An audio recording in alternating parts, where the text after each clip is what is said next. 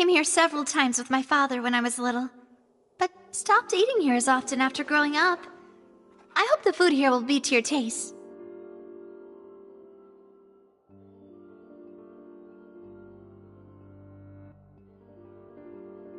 Oh, don't worry. We haven't eaten at a hotel like this in a while.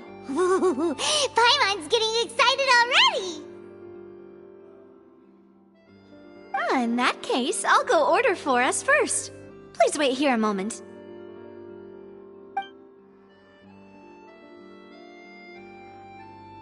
Ooh, everything looks so good. People in Fontaine sure know how to enjoy life. Why, of course. Go ahead, try whatever you like. If the food's good, I'll make a group reservation for the rest of Spina di Rosula next time.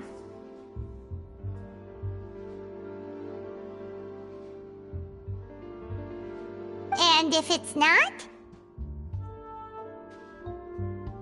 Well, then I'll still bring everyone. Albeit with only one dish per table. You, sure have your own way of doing things. Oh, we called this a farewell meal, but we could also treat it like a victory feast, right? We did just win that case after all.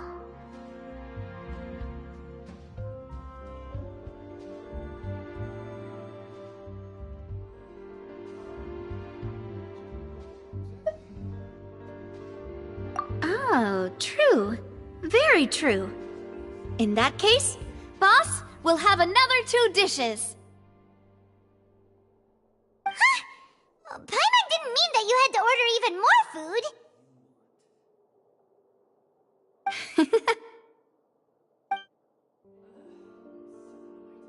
Speaking of cases, do you think that the mastermind behind the serial disappearances will get caught soon now that this has all happened?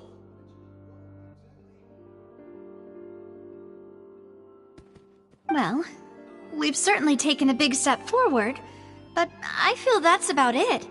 We know that there's an organization that means to dissolve these young women, but we still don't know what they are really after.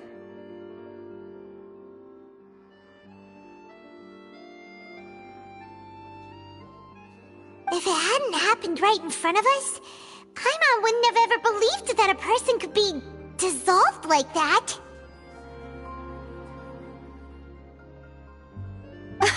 Right?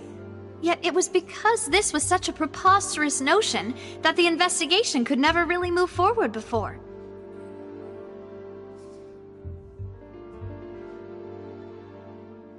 Ugh. If only that guy could have finished speaking! We were so close to hearing who was behind it. In such investigations, even the smallest step can seem like a yawning chasm if the trail of clues is cut off.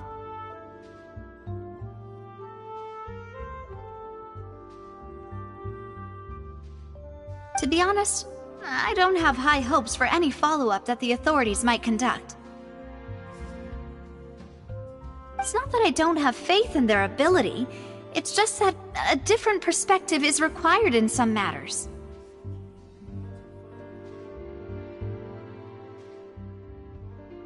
It's easy to guard against and deceive a single narrow perspective.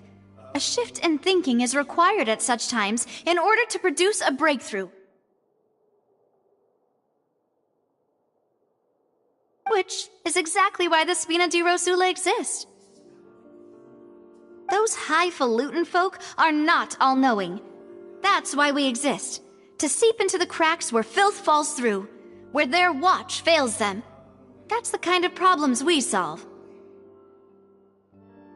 Seems Paimon thought things were simpler than they actually are. It's all right. Well, this was supposed to be a farewell meal, so I doubt you have further interest in this business, right? Let's talk about something else. Like, what are your future plans?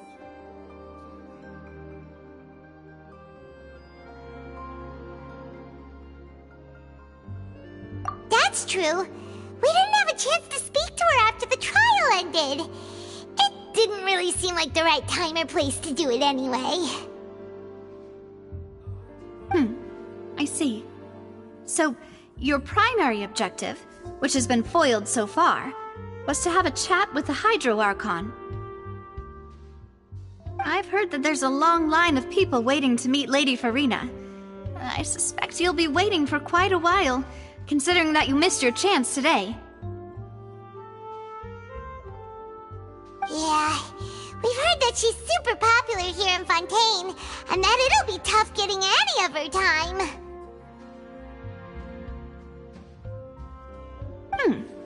Well, would you consider some more, unique ways? Perhaps even methods of, let's say, questionable legality? Guess that's Spina di Rosula's boss for you. Chock full of sketchy ideas. Well, what did you have in mind?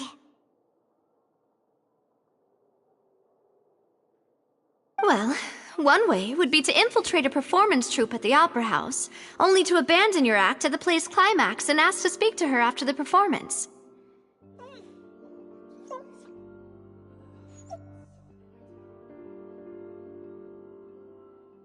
I'm sure Lady Farina would be eager to see the ending, and would agree in order to finish watching the play, don't you think?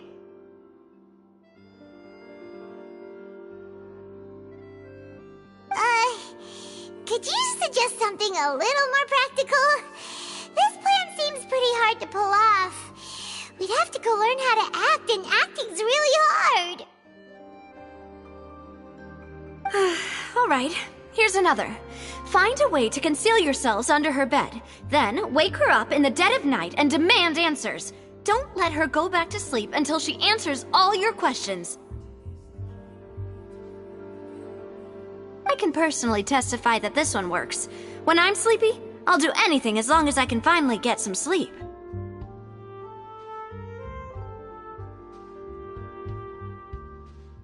That might work, but that's not really the problem.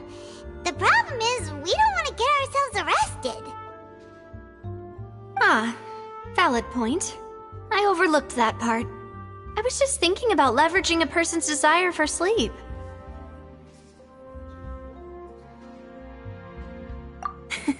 All right, no more joking around. Perhaps you could... Oh, I don't know. Cut the line when she's on a break.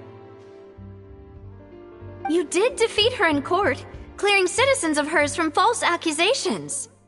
False accusations she had nearly upheld personally. I imagine that she feels quite ashamed about the whole thing.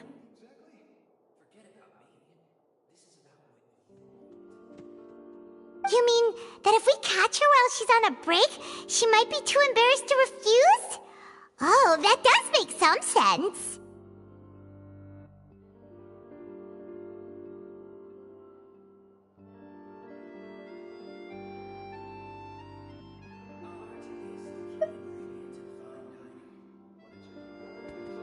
Why don't we give it a try after this meal? You know, strike while the iron is hot and all. Huh? Paimon, did you drink my Fanta? Was this your drink? Sorry about that. Paimon wasn't really paying attention and the cup was right next to Paimon. Would you like to order another? No, it's fine. We're just about done here. Alright. Honestly, Paimon wouldn't recommend Fanta anyway. It tastes kinda salty and icky.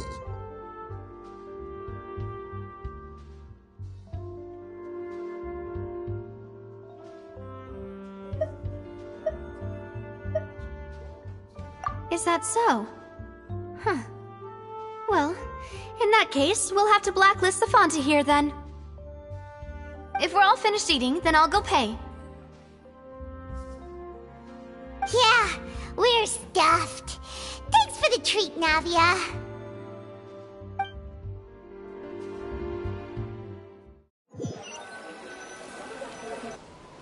Oh, so full. Paimon can barely float anymore.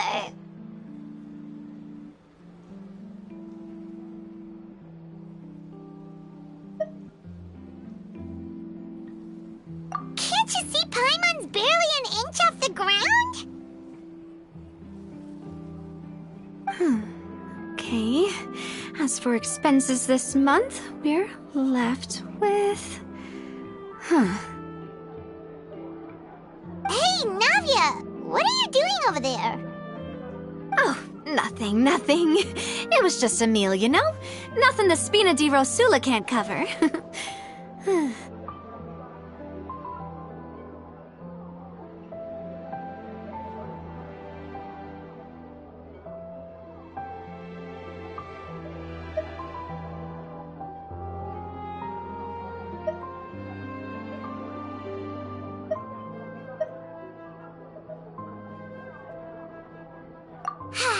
Let's get ready to try to meet the Hydro Archon again. Bye, Navia! So this is goodbye, huh? Well, if you do encounter any other trouble in Fontaine, you're always welcome to contact the Spina di Rosula. I'll give your requests the highest priority.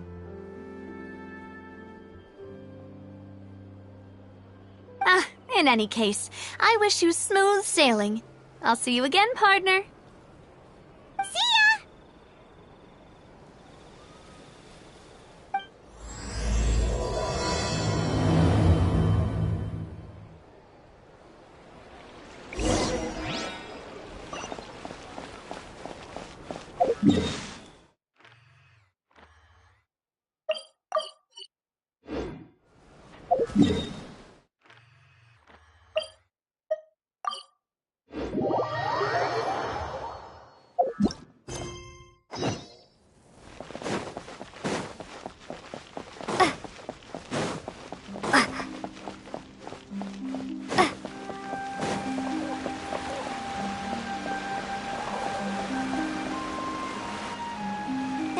People around anymore.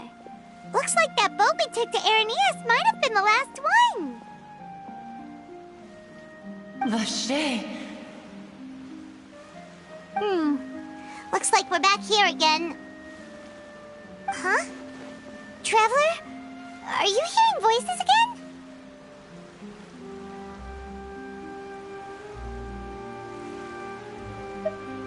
Ugh.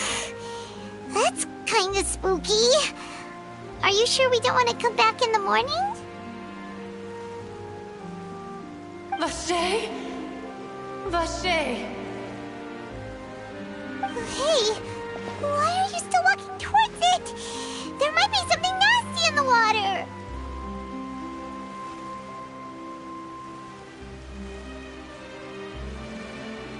Huh? Hang on. Paimon can kinda hear a voice. It's calling for Vache, right? Hey, Traveler! Stop walking! Come on, wake up!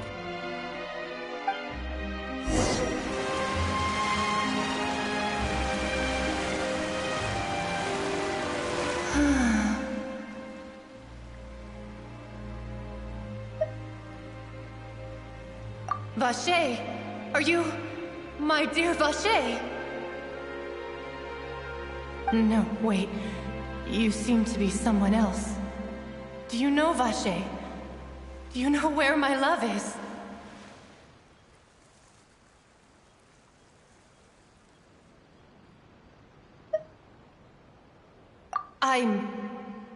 Wait. Who am I? I'm very sorry. I fear I do not know.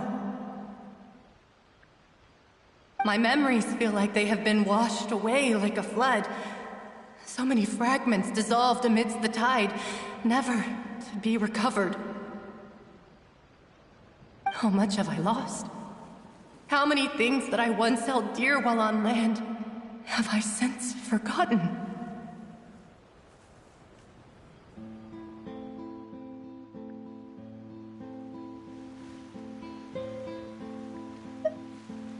Yes, that is what I was once. But now, I am but the consciousness of one who is lost, therefore.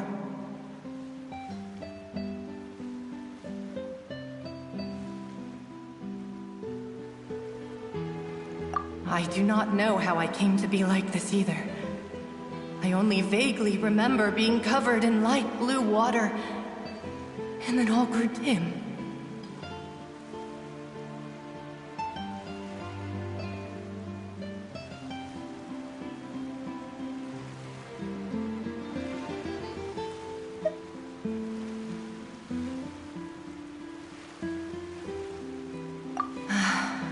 I also remember going to many places. I loved adventure, loved exploring places of peril. No matter where I went, Vacher would go with me. I knew how dearly he loved me, and I also loved him equally as much. But now, we can no longer go back. The pain of such parting, I never knew how heavy it could be. No, our reunion no longer has any meaning. There is no way for us to create any new memories.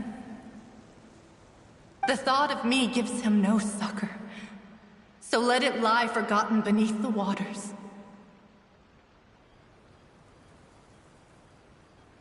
If you meet Vacher, tell him not to look for me. Tell him to move on.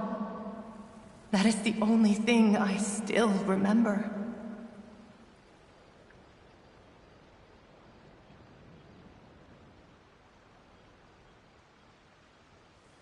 Perhaps that is so, as I was submerged in the waters, losing consciousness. I saw Vacher above the surface. His eyes were filled with such sorrow, such longing. If only I could have comforted him, told him that I did not suffer. Indeed, I had felt a great warmth.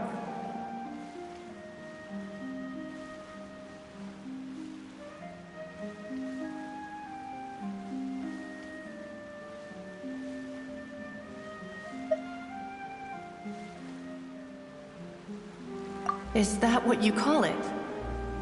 Dissolving? If anything, I consider it a form of release. It was a state of neither fear nor frenzy, with only an endless peace, like the water's still surface.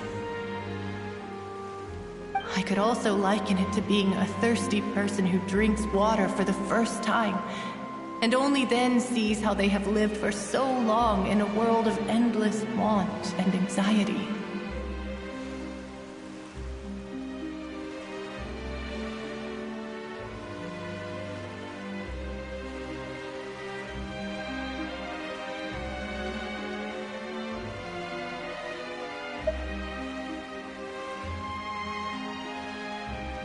I think I hear your companion. It's time for you to go, I think.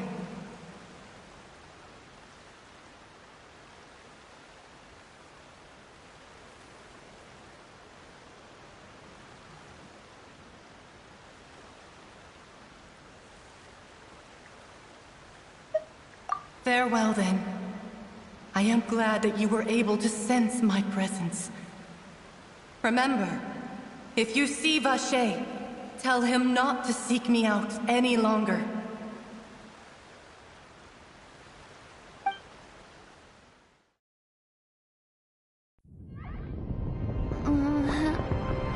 Wake up! Come on, hurry!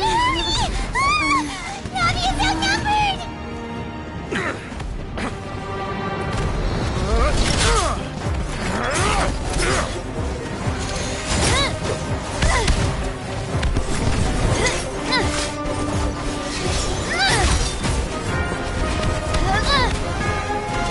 Demoiselle, look out!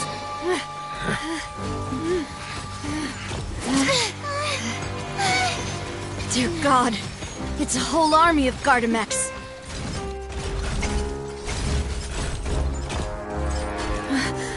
Chlorand?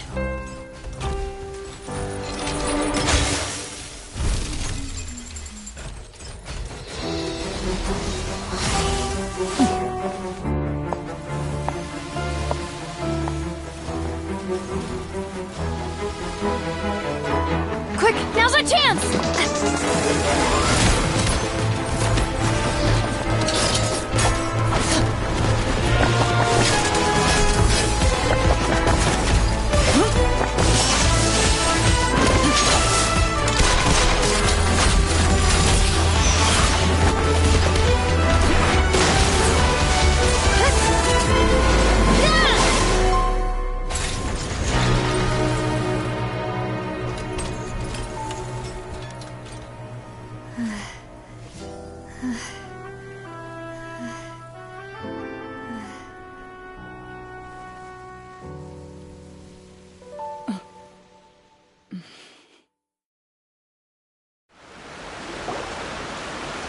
I should thank you for lending us your sword there, Clorand. But before I do so, could you explain how you managed to show up here? I followed you. It seemed to me that danger has followed you more closely as of late. I believe that following someone without their knowledge is actually called stalking, is it not? Mr. Callus's last wish was for me to ensure your safety, and I will not betray his trust. He would do the same, were he alive today. Do not speak of my father! Sorry, demoiselle. I was not strong enough.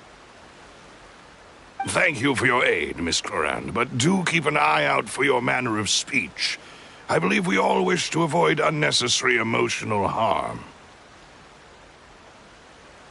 Sorry, I did not consider your feelings. Whatever. What else do you know? How did you come to the conclusion that I'd be in grave danger? I doubt I know much more than you, but I believe that the mastermind behind the serial disappearances is very powerful.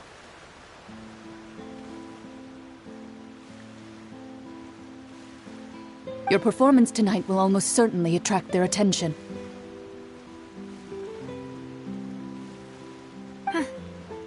I'm sure they've known about me.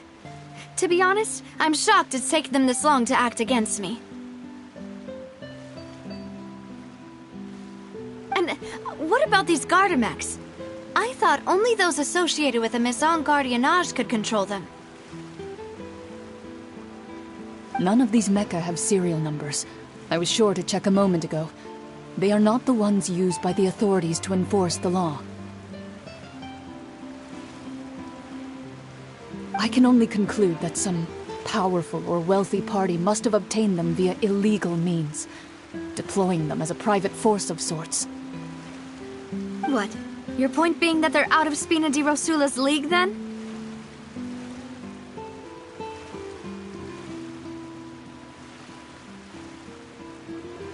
Yes. Be careful, and do not act rashly. I will continue investigating no matter what. We will bring the truth to light. That's my father's true last wish. Regardless, thank you for your help today, Clorand. But if you get any ideas, tell me first. I don't much appreciate being followed.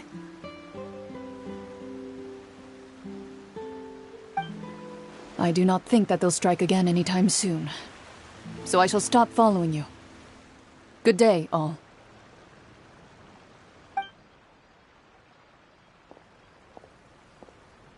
Right. I suppose that's the best news we've gotten today. Demoiselle, I believe that Miss Clorand was being sincere with you. If we tried, we could attempt to thaw relations a little. I know, I just... She's... Oh,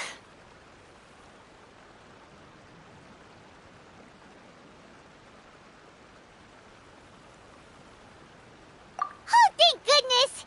Paimon thought we were done for! Those Gardamex came out of nowhere while you were unconscious, and Nadia and her gang saved us!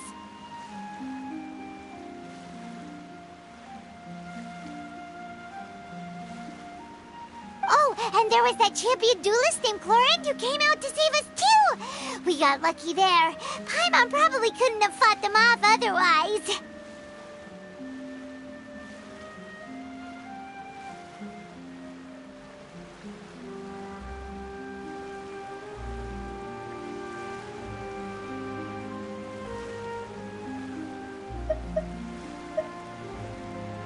Oh, come now.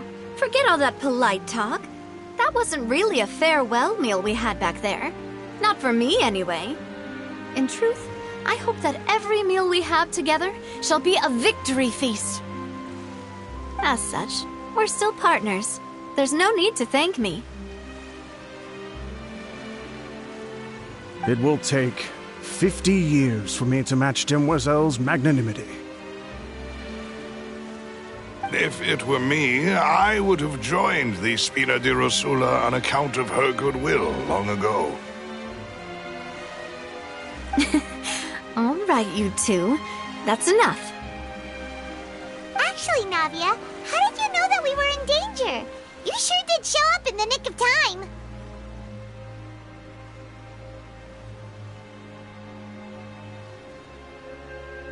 Well, to be honest, you're the one who tipped us off, Paimon.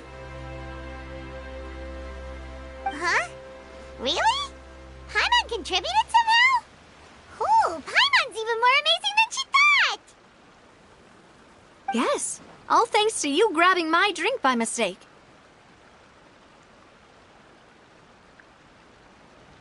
How did that help? After we parted ways, I was on the way back to one of our bases when I suddenly thought of what you said.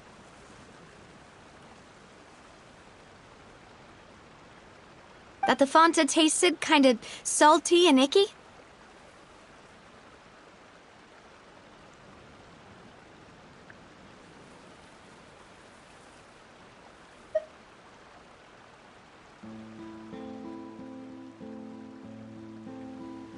Fanta only comes in sweet flavors, so how could it have tasted salty? The color of the drink, if I recall, had also been a bit off. So the Fanta had been spiked with water from the primordial sea? Yes, so if you hadn't drunk that cup for me... Spina di Rosula is preparing the grandest of awards for you as we speak for saving the boss.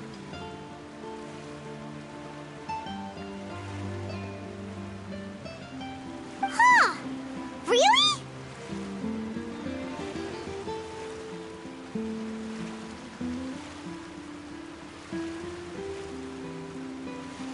I sent people to Hotel de Boer to investigate, but whoever did this left no trace at all.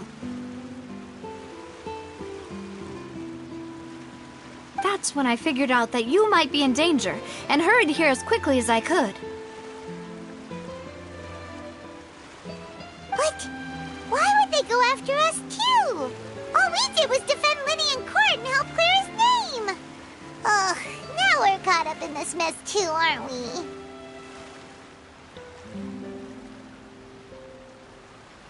Well, you did foil a plan that they were probably pretty proud of, and almost got their name in the process. Speaking of which, did anything strange happen when you drank the primordial seawater?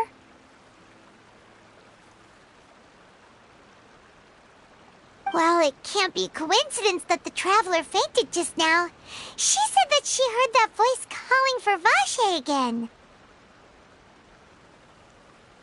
Oh, and this time Paimon heard it too, but it was real faint. Does this situation have to do with the primordial seawater then?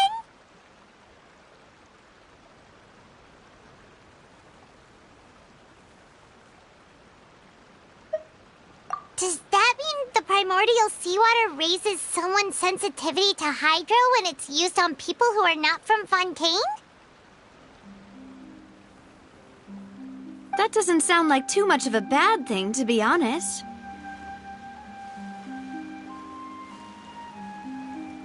New intel? While you were out cold?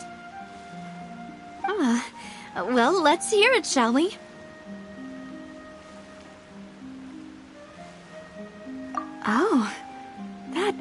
is important.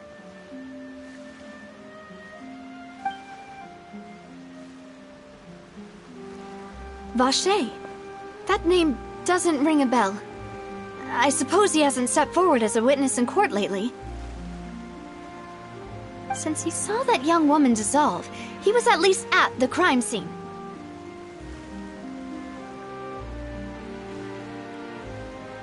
But he never gave testimony or any information regarding people dissolving in the primordial seawater.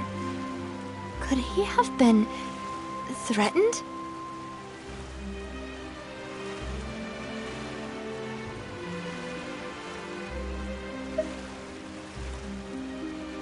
Yes, thank you. This is very important information indeed. We will continue to investigate.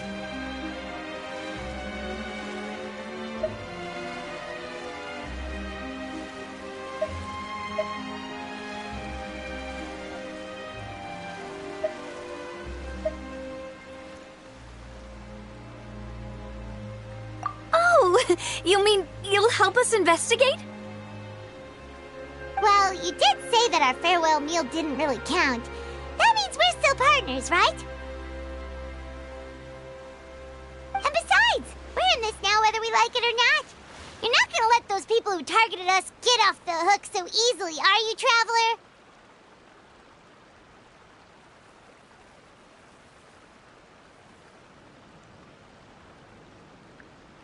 Demoiselle, do try not to look quite so pleased. You are the face of Spina di Rosula, after all. You talk too much. Well, in that case, let's head back to one of our bases, shall we? I'll arrange accommodations for you. We also have some plans to go over, and hopefully we can deepen our bonds as partners. But we'll take that one step at a time, I guess. Don't worry, you two. With us around, our base is definitely secure.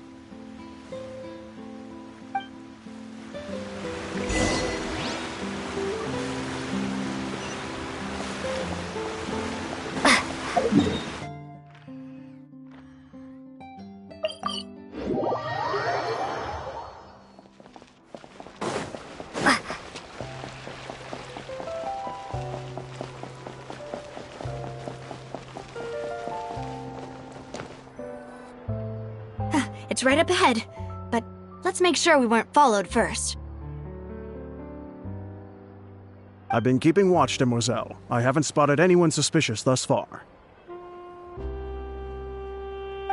Very good. But let's not let our guard down for now.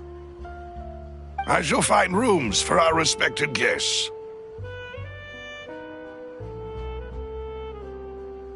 Thank you, Malus. Now, let's continue, Traveler.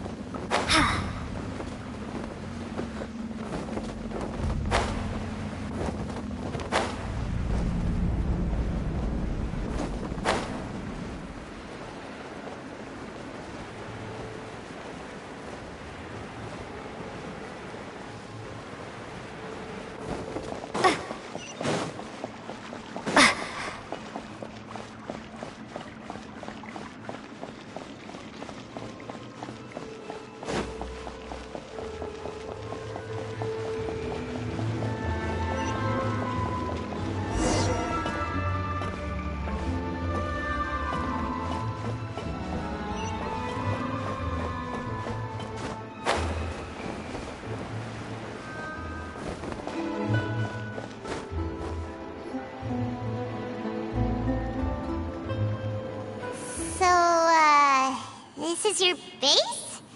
It's not quite what Paimon imagined. Your accommodations have been arranged. Under the present circumstances, I can confidently say it's the best we have.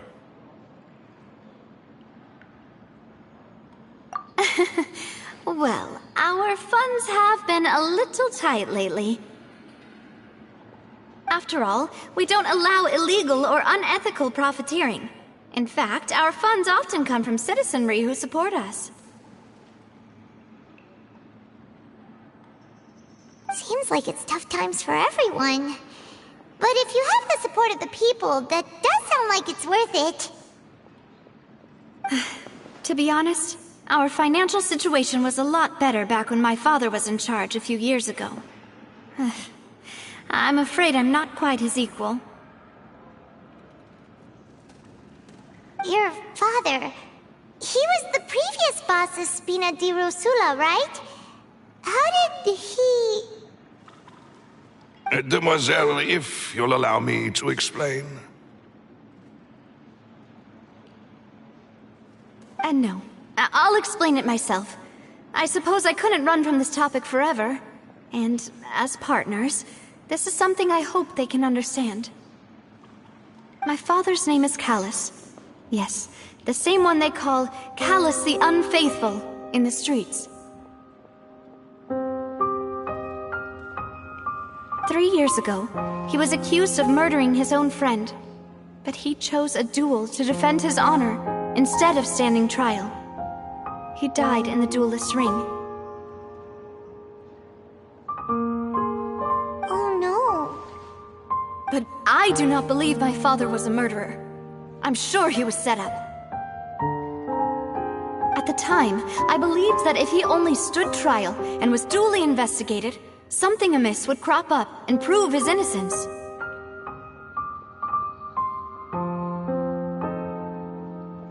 But strangely, he not only requested the duel himself, but rumor has it that even after being seriously injured, to the point where he could be deemed as having lost the duel, he refused to surrender, determined to die in the arena. 3 years later, I still don't understand why he did that. How could he protect his honor if he's dead? If anything, he gave up his chance to defend himself.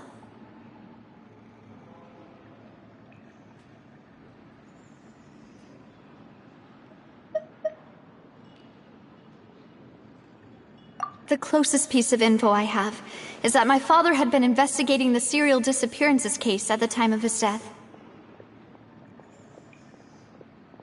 Ah, so that's why you're so determined to get to the bottom of that case.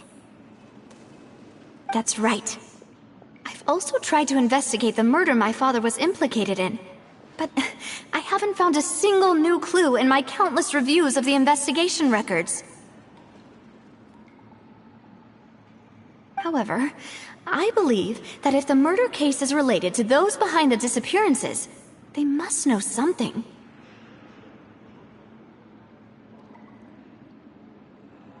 I must know what really happened. Was my father coerced? Framed?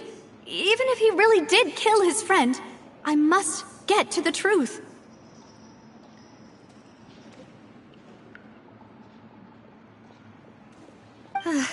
If only he'd been more open with me when he was still alive.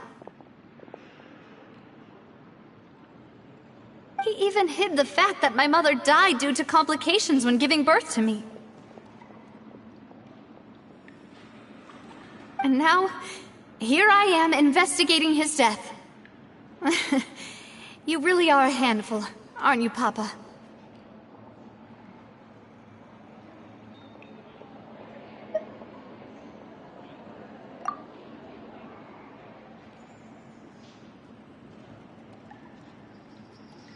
Demoiselle, please, if there is anything I can do, anything at all. I also will never believe that Master Callus murdered anyone. There are none whom I respect more than the two of you, Demoiselle. Master Callus did so much good in life, yet all it took was one murder case for him to be dubbed Callus the Unfaithful. Even our supporters decreased greatly due to that incident, hence our strained finances at present. Wait, if Callus was such a good man, wouldn't people at least be a little suspicious when he was accused? No. Perhaps people just revel in that kind of drama. It's not something exclusive to people from Fontaine, really. Everyone's like that. People love watching the evil turn over a new leaf, but they also enjoy watching good people fall into an abyss from one slip-up just as much. But how could... never mind. If Callus was really falsely accused, we have to find the truth. He didn't deserve to have that happen to him. There is one other thing. Master Callus's opponent in the duel was Miss Clorand. Oh, her? Well, then, isn't that as good as saying that she was the one who killed him?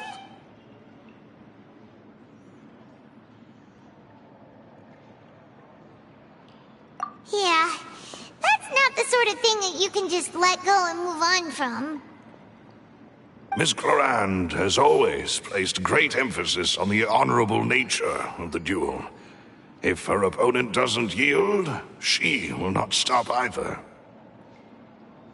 She knew Master Callus beforehand and greatly respected him, but seeing how he was resolute in the arena, there was only ever one choice she could have made.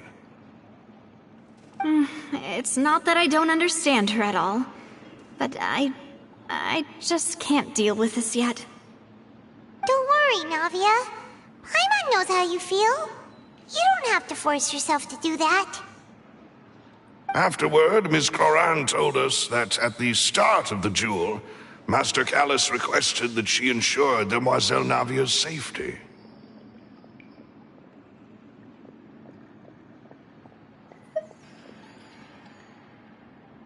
Yes, that is our understanding as well. Oh, Papa. What madness drove you to ask the person who killed you to take care of me?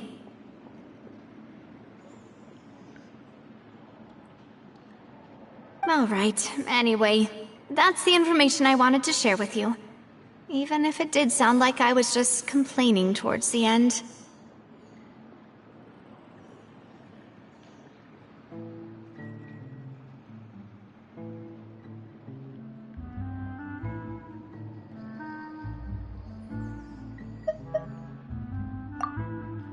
Thanks.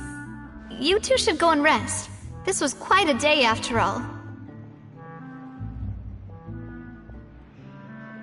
Yeah! Paimon's feet. Please, relax and get some sleep. We will ensure you rest soundly.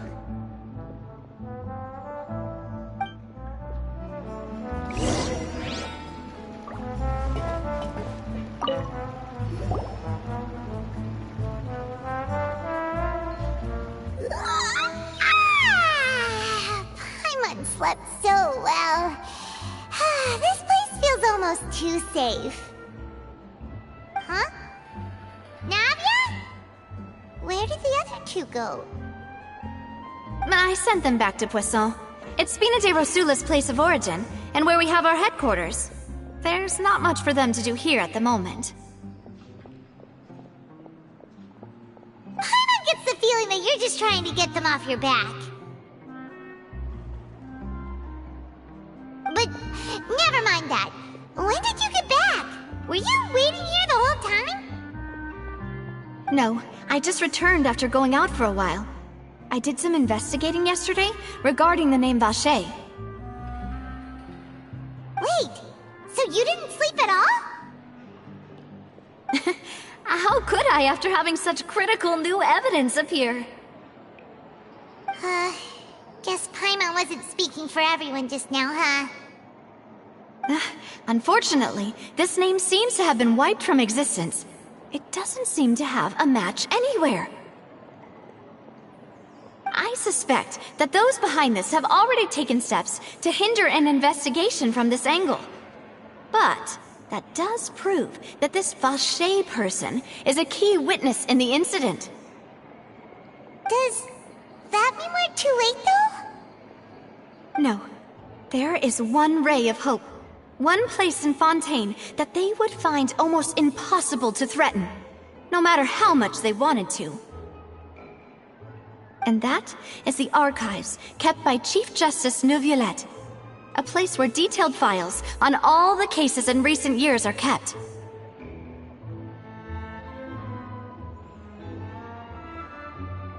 If the Ocean that you met is one of the young women who went missing recently, we should be able to find some related information there.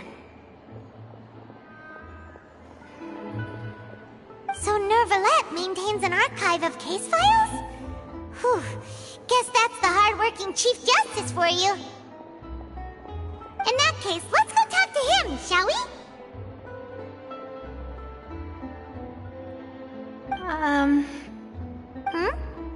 Aren't you coming along, Navia? Did you get tired? No, it's nothing. Let's go see the Honorable Chief Justice.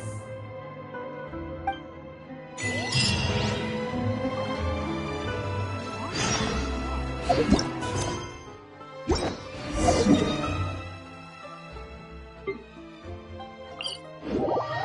Palais is right up ahead. Come on.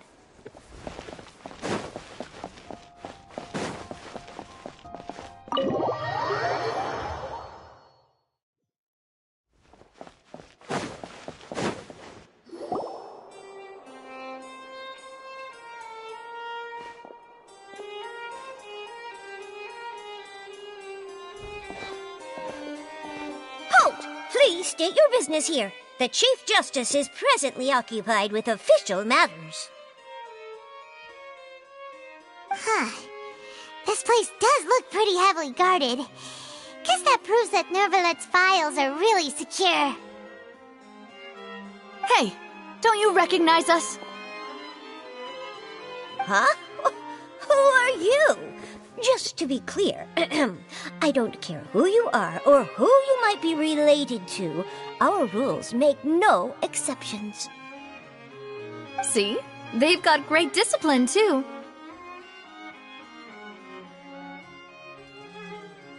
Yep. Paimon can tell. If you're here just to crack jokes, I can point you towards the exit. Unlike some, we're busy, so please leave if you don't have a reason to be here. No. What I meant to say is, shouldn't you remember us from a few days ago? We were at the trial of the great magician Linny. Oh, yes, I remember. I read about it in the Steambird. You must be Linny's attorneys. It's all coming back to me now. We're here today to report and archive some information on a follow-up case. Huh. Is that even a thing? Of course. Don't worry. We're here on official business. You can trust us. All right then, I'll let you through. The Chief Justice is just inside. Thanks so much.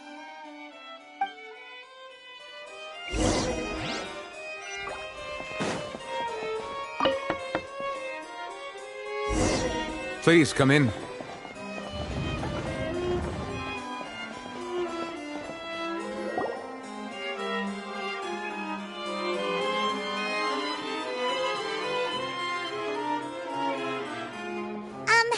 Sorry to barge in, Monsieur Neuvillette. We only lied to get in because we didn't know any other way. It's all right. Please let me know how I may be of assistance to you. So you're not mad at us? We're looking for a man called Vacher. He may have been an eyewitness in the serial disappearances case. If we can find him, we may be able to unearth some key information on the case. Ah, I see. In that case, please wait here a moment while I browse through the files.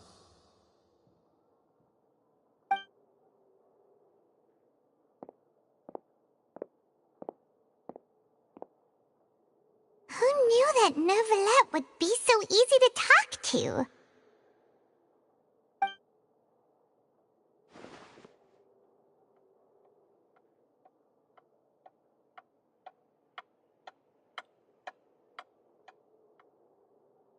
Unfortunately, I'm quite certain that no one by the name of Vache has been involved in any case, criminal or civil, in the past several years.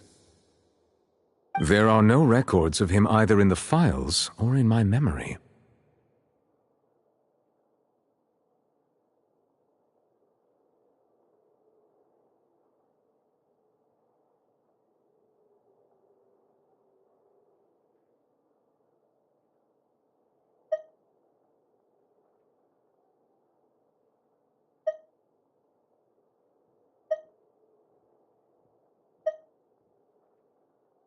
Traveler, what if it was really just a dream?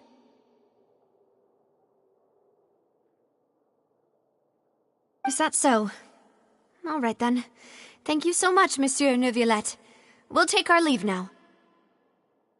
Ahem.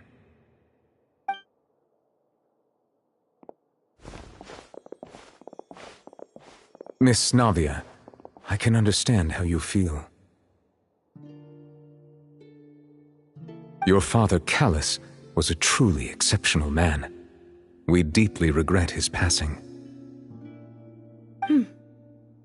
And what are you trying to say, Monsieur Neuvillette? Are you trying to console me? Extend your sympathy? Or just express some tendril of regret? No. You are not trying to do any of that. I can hear it in your voice. There's no emotion behind your words. You only said those things because you felt like you should. It's just like last time. After my father took his place in the duelist ring, I pushed through the guards to talk to you as a last resort. You even told me then that you thought there was something fishy with the case, yet you still allowed the duel to go ahead.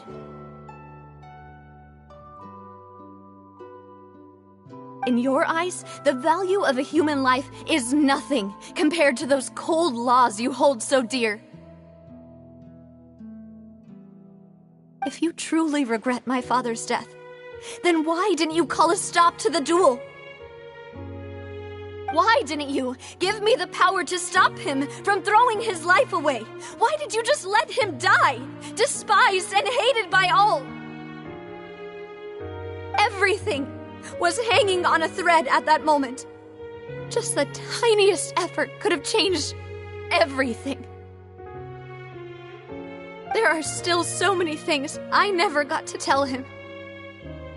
So many questions he still owes me answers to. If you really have no heart, then just look me in the eyes. I, Navia, will show you the true meaning of regret. I'm sorry, Miss Navia. You and my father are truly alike. You keep all kinds of things in your heart and never say a word to anyone. It's not so much that you can't feel, but that you would never express anything. Oh well. In any case, everyone already knows full well the apathy of the Chief Justice. My apologies for taking my emotions out on you, Monsieur Chief Justice. Let's go, Traveler and Paimon.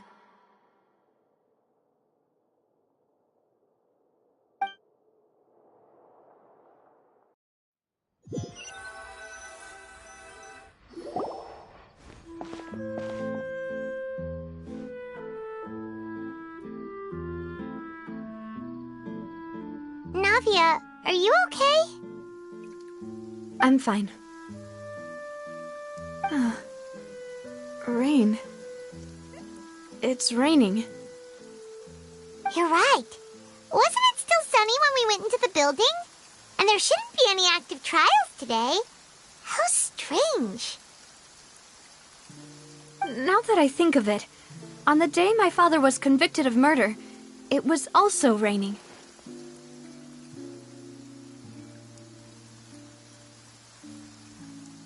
What is it? Did you think of something?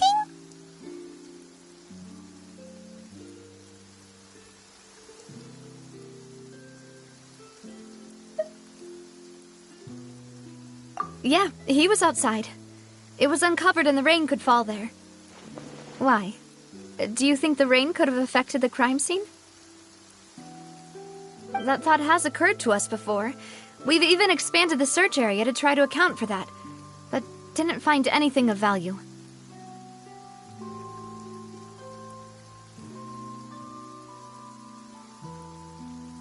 Oh? Wait. You don't mean...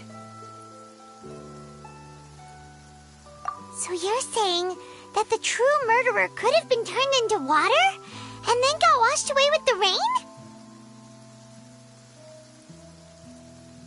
Yeah, and if that's what had happened, then no one would have believed your dad, even if he explained what he saw to the authorities.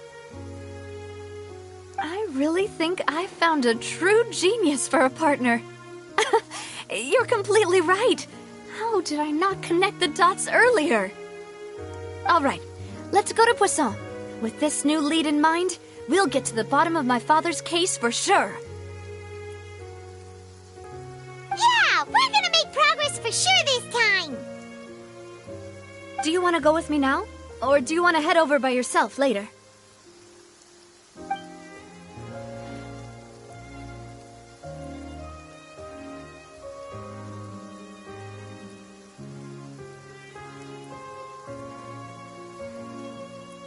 Great. Let's go then.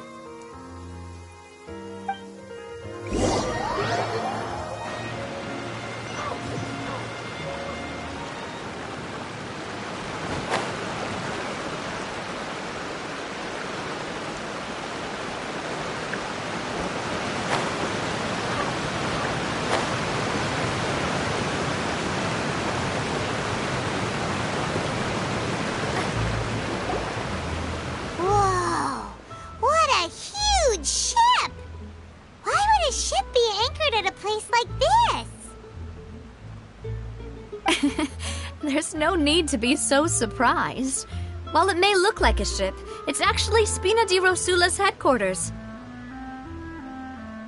My father was the one who asked for it to be built like this. Perhaps our taste in exterior design is the only thing we occasionally had in common. A gigantic and glamorous ship embodies discovery, opportunity, ambition, and conquest. It symbolizes Spina di Rosula's bright and limitless future. And Paimon thought you were bluffing when you said Spina di Rosula had a glorious past. Paimon was confused why a group with such a history would live in the sewers. But now that Paimon has seen this ship for herself, she's been convinced. Well, Poisson is where Spina di Rosula began, after all. It's our main base, our home.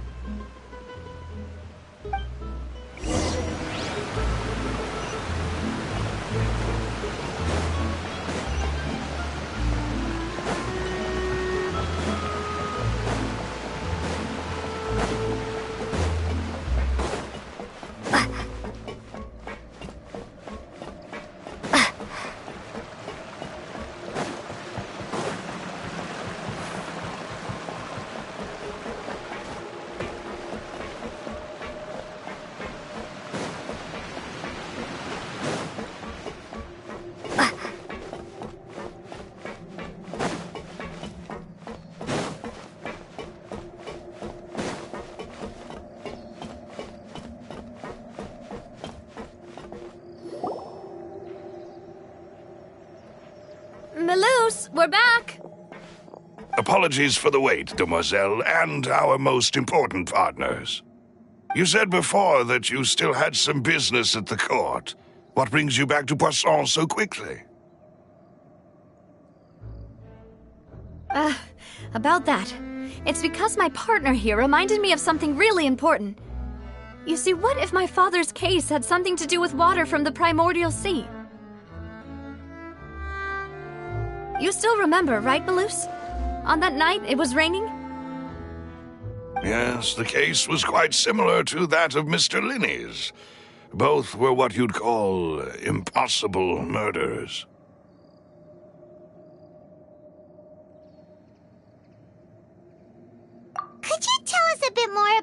happened before? Yeah, of course. Many years ago, something called synth began to gain popularity in Poisson. At a glance, it was a kind of drink that could excite your mood and produce many pleasant hallucinations. Wait! Didn't that guard guy who turned into water also mention that the primordial water could be used to produce some kind of potion? Yes, he did. Considering what we know now, it's almost certain that synth is created using water from the primordial sea. If you drink synth for an extended amount of time, you'll suffer many side effects, such as losing the ability to focus or control your emotions. And if you were to stop drinking it completely, you'll experience flashes of paranoia and anxiety while lacking energy to do anything. It's an extremely dangerous substance. As he oversaw Poisson, my father was compelled to put a stop to synth abuse and called for a complete ban of it. Boss's uncompromising attitude incurred the synth vendor's wrath, but no matter how much they threatened or bribed him, he refused to yield.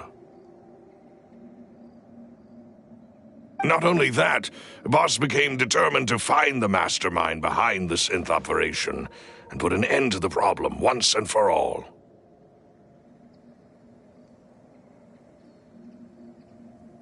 Yes, but the enemy was very cunning. So he could never get anything out of the dealers, all of whom only sold the stuff and weren't privy to the rest of the operation. Recognizing that, my father decided to contact the dealers in secret and cultivate personal relationships with them. Finally, he was able to convince someone to become his informant. The man's name was Jacques. He felt greatly ashamed about his work after seeing many families destroyed by synth abuse. That night, my father hosted a banquet at his countryside estate. He planned to meet up and exchange information with Jacques over some food. But then, we heard 2 gunshots from the courtyard. We raced to the scene and found my father, still holding a gun, and Jacques, who was already dead on the ground. Huh? How did that happen? Aren't they on the same side? Sounds just like Lenny's case, doesn't it? In both cases, the culprit seemed obvious, but neither appeared to have any motive at all. Looking back on it, though, I now believe the most important clue was something we all overlooked at the time. There were pieces of clothing left at the scene.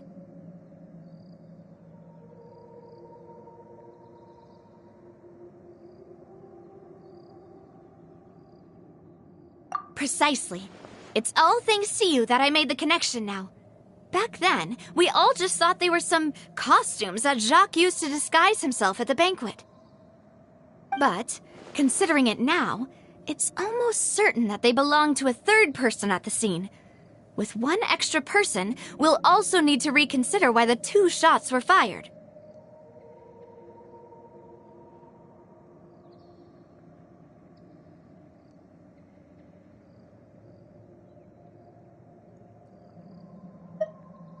You're right.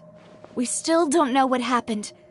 But my intuition tells me that we're on the right track to figuring it all out. I'm finally headed towards the truth. Jacques was an empathetic man who was infinitely remorseful for his past actions. It's unlikely that he turned on Boss with 0 warning. I think this third person is probably the key to the full truth. On that note, however, even though this will not please you, demoiselle, as your and your father's butler, I must still offer a word of warning.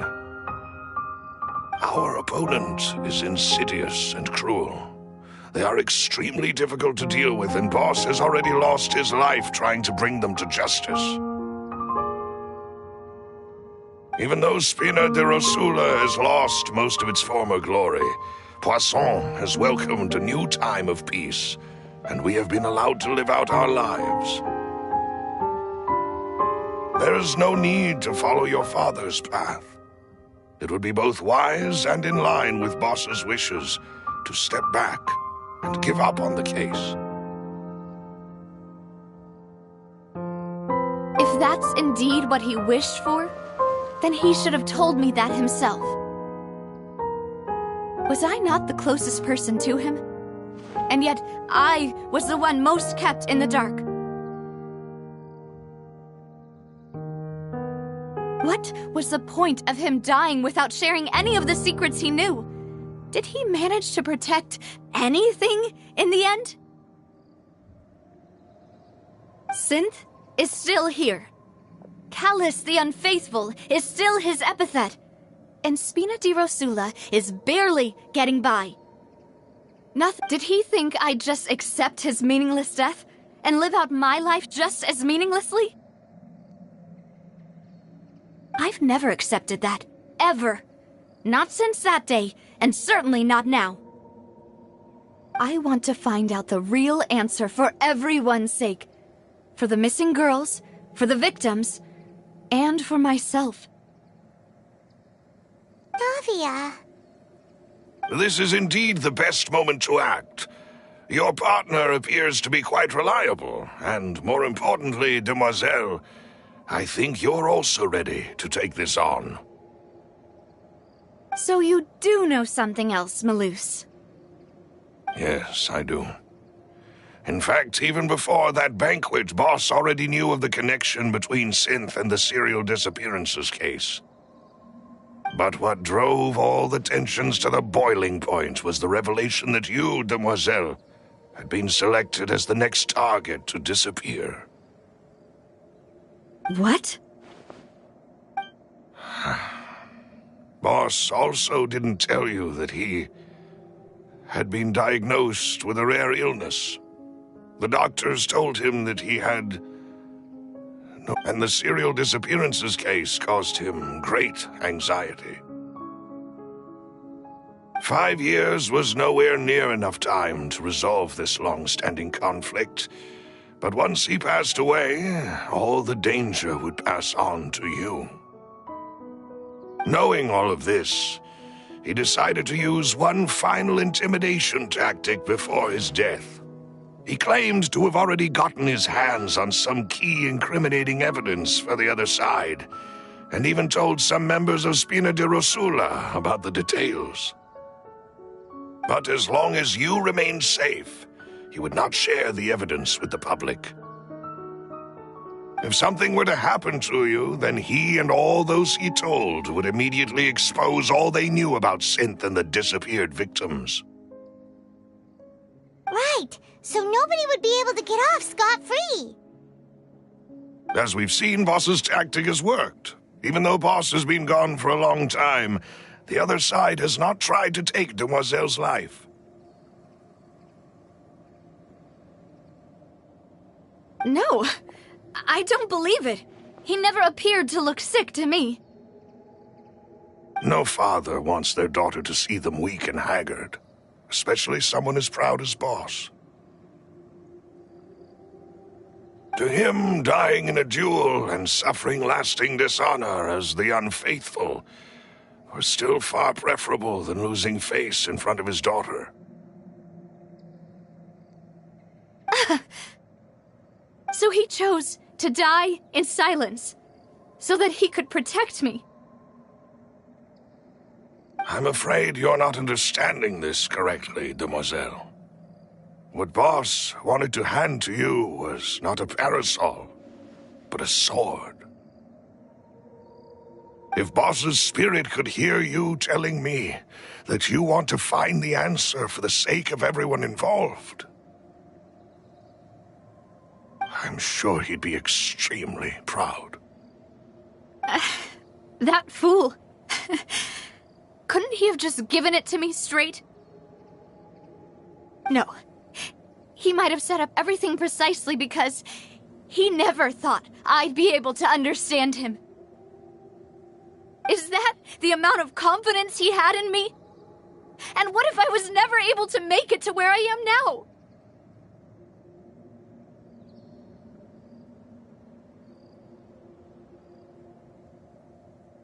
Yeah. I suppose that's true. With the way he'd set things up, if I had wanted, I could have just lived out my life without a care in the world. But thankfully, he rarely talked to me about complex matters, and thus understood little of me as a person. In this case, he really didn't need to give me an easy way out. Huh. Malus, what was the key evidence that he shared with you? It's the location where synth is produced. Essentially, it's the enemy's headquarters. When he was threatening the enemy, Boss didn't share the specifics of the incriminating evidence he found. But if you want to use it against the enemy, you'll still have to take several things into consideration. Why? If we know where the place is, can't we just go storming in? You mustn't forget that we're fighting against a mysterious and dangerous organization that's been in operation for decades. There's no telling what might be lying in wait at their headquarters. We also have no idea what kind of evidence we may be able to find inside, nor what people we may be able to capture. But a single visit to their headquarters would be tantamount to a formal declaration of war. The worst case would be that we leave empty-handed, but also open ourselves up to full retaliation. Then, in that case, why not work with the Fontaine authorities? Well, you saw one of them dissolve during Mr. Linney's case. We have no idea just how thoroughly they may have been infiltrated. Huh. That's true. Seems my father really had no choice. But things are different now. It should be a lot easier to prove the other side's guilt, now that we've connected Synth with the disappearances case. You sound like you've put a lot of thought into this, Malus. I am the butler, after all. I live but to serve the boss and Demoiselle's will. I've always been willing to take on any kind of risk for your sake. But considering my relative lack of ability, I've spent my time keeping secrets, performing basic investigations, and waiting for the right time to come. Thank you for all of that, Malus. Have you discovered anything new in the past few years?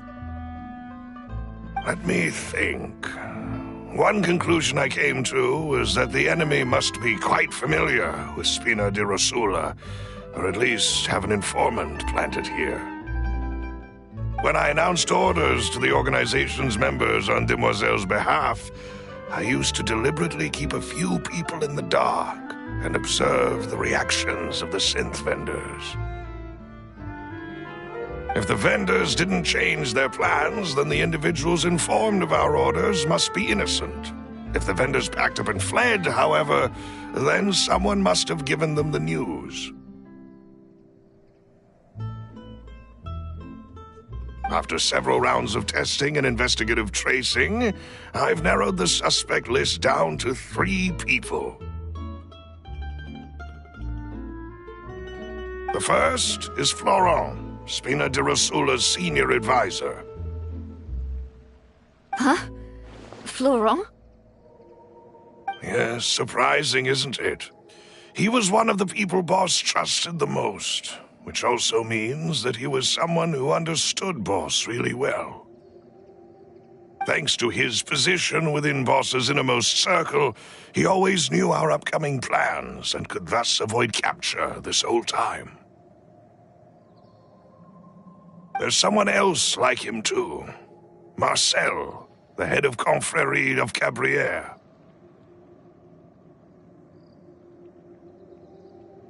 Uncle Marcel.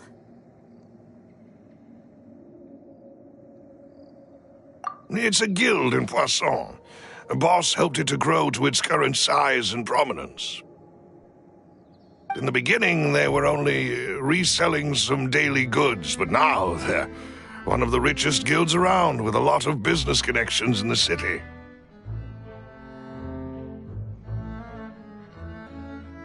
So, they're like a sister organization of Spina di Rosula? Yes, you can say that. When we were fighting against the synth dealers, they provided us with plenty of support. It's a bit difficult to imagine someone using their own money to hunt down themselves. The final suspect is Thierry, the man responsible for coordinating information between Spina di Rosula and the guards. Although the guards mostly leave us to our own devices, there are still many activities we have to report to the local authorities. Since Thierry is always in the know about our current activities, he could theoretically always plan one step ahead. I see. These are all people who I communicate with quite regularly. To think that the enemy we've been fighting against has been right next to me all along, among those I trust the most. It's almost too hard to believe. If you want to investigate them, please take every precaution to not alert the quarry. Judging from our experience, the enemy is extremely cautious.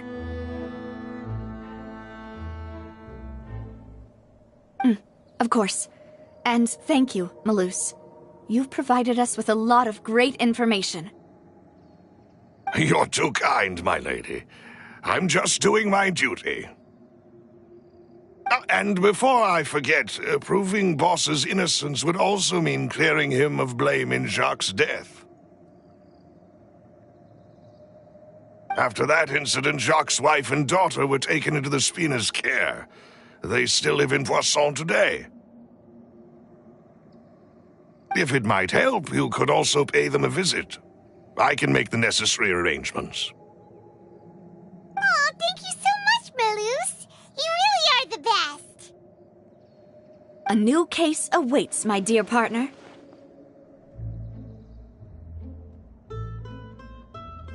I hope we can work together to uncover the truth and end this case once and for all.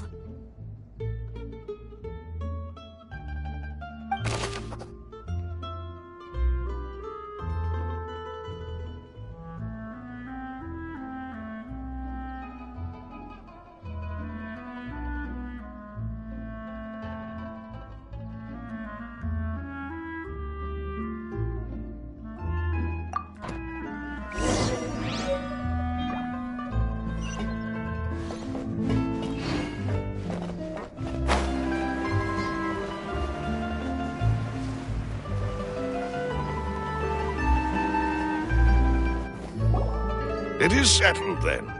Please excuse me, and enjoy your conversation at your leisure. Thank you for arranging everything for us, Malus.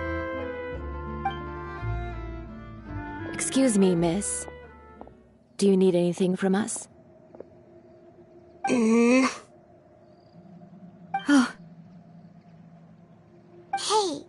Navia's all quiet. This isn't like her at all.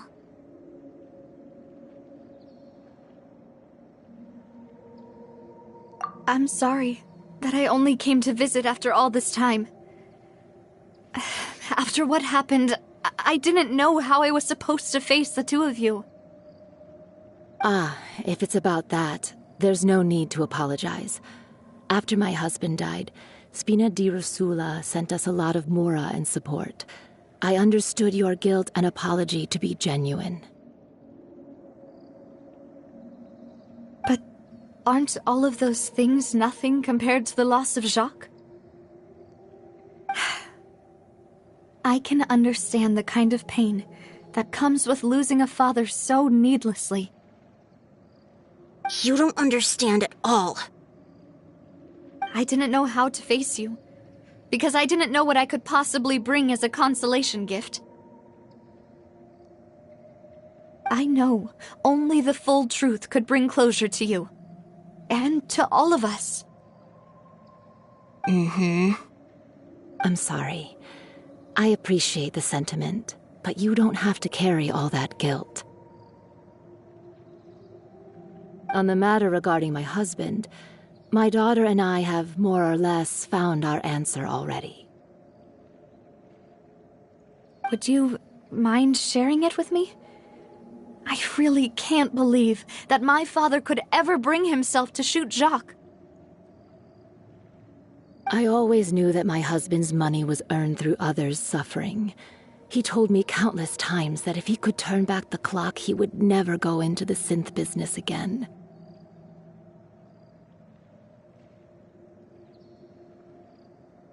He had many regrets, and felt that he took the idea of providing for his family too literally. For the longest time, he thought Mora was everything. So when Mr. Callis came to him with a proposal, he accepted it almost immediately. He tried to be as careful as he could, but even so, he was still found out by the higher-ups. They found out about his betrayal? Papa didn't say that exactly, but Papa did tell me that I should never be ungrateful. Before he left that day, he told me that he had no choice. It was only later that I realized it was his final farewell to the two of us.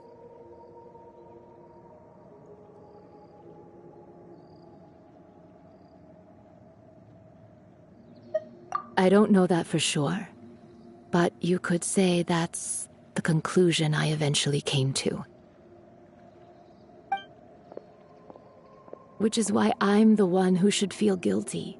Callis had always taken great care of us, both when he was still alive and after he passed away.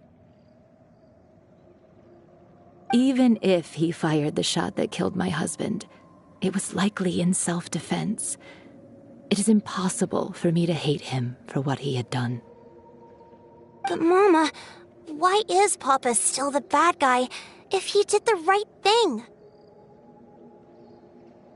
Papa always wanted to be a good man, so why did he have to do a bad thing in the end? Well, things aren't always as they seem. You still feel like your papa was a good man, right? Yeah, Papa was a really good man. The best in the whole world. Then you should hold on to that. If a good man had to do a bad thing, then he must have had his reasons. Regardless of whether he left you a parasol or a sword, he must have done so to give you a better life. Oh. Thank you for everything you've told me. I will definitely find the truth. The current state of things is not something I'm willing to just sit back and accept.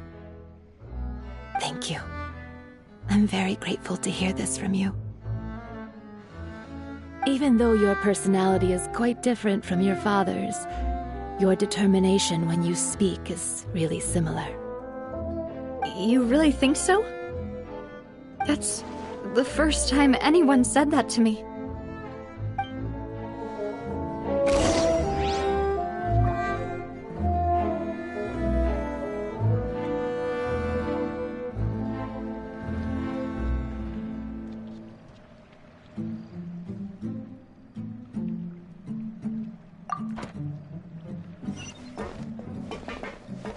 Are you okay, Navia? I'm fine. Don't worry. Let's investigate the 3 suspects next. Florence should be nearby, and we should be able to find Thierry and Uncle Marcel in the city. I'll get myself together on the way, so please don't worry.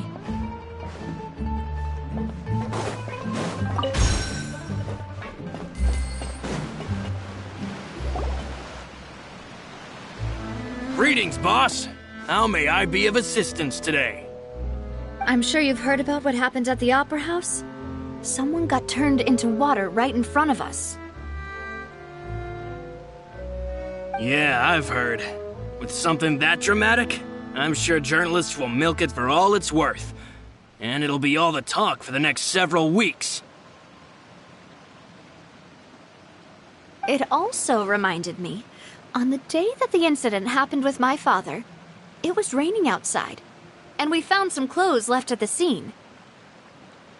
After my partner here put the dots together for me, I feel like we should try to reopen his case.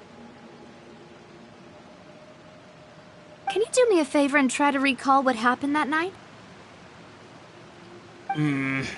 Let me think. Mr. Callus was feeling pretty upbeat that day, so he was drinking and bantering away with us at the table. After that, he told us that he wanted to go get some fresh air, so we let him go without thinking much of it.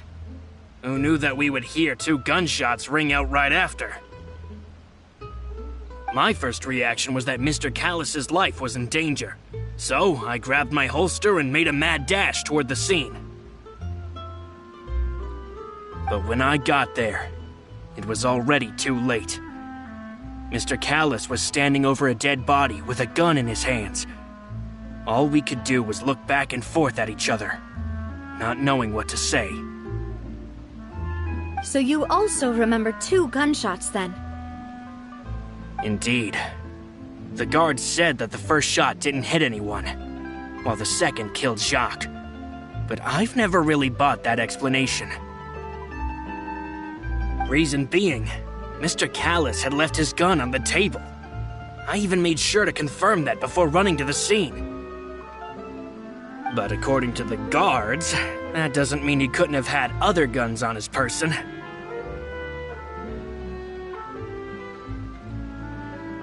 About the clothes left at the scene that you mentioned, do you think there was a third person there who was turned into water?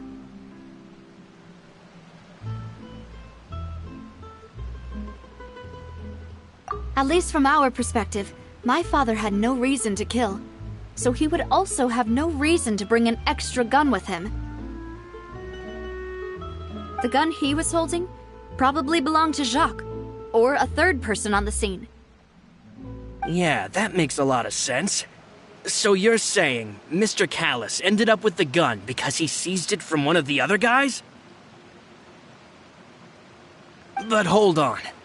If that's what had happened, then why didn't he share the truth with any of us? He didn't even want to face the Oratrice machine, and chose instead to prove his honor in a duel. Did he lose all faith in the courts after seeing someone dissolve right in front of his eyes? About that, Malus told me a thing or two, so I think I can understand why he committed to the duel. I'll tell you everything once the whole truth has been revealed. I understand. Then I'll leave Mr. Callus's honor in your hands, boss. And if I may just say one more thing, the whole Callus the Unfaithful epithet has been a thorn in my side since the day it was invented. Many people have laughed at me for still calling him Mr. Callus, even after so many years have passed. But it was Mr. Callus's trust that allowed me to rise through the ranks of Spina di Rosula and live the life I lead today. No matter what others might say, he'll always be the man I respect the most.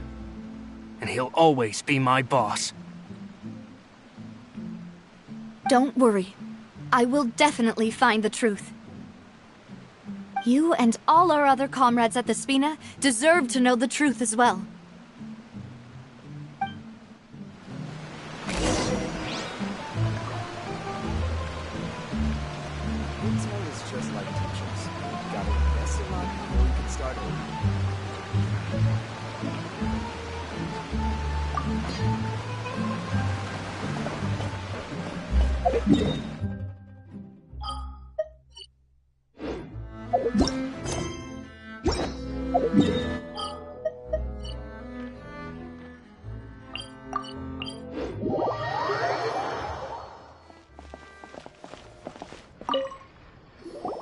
Hey, Thierry, it's me. Oh, now, what brings you here, Miss Navia? I've heard that you made quite the name for yourself at the Opera House. Oh, so you've caught news of that already. Oh, okay. Hey, I'm also a member of the guards, you know. The way you make it sound, people would think I was sent off to Poisson because I had done something wrong. Are you sure there isn't a little bit of truth in that? Under normal circumstances, shouldn't you have been called back to the city already?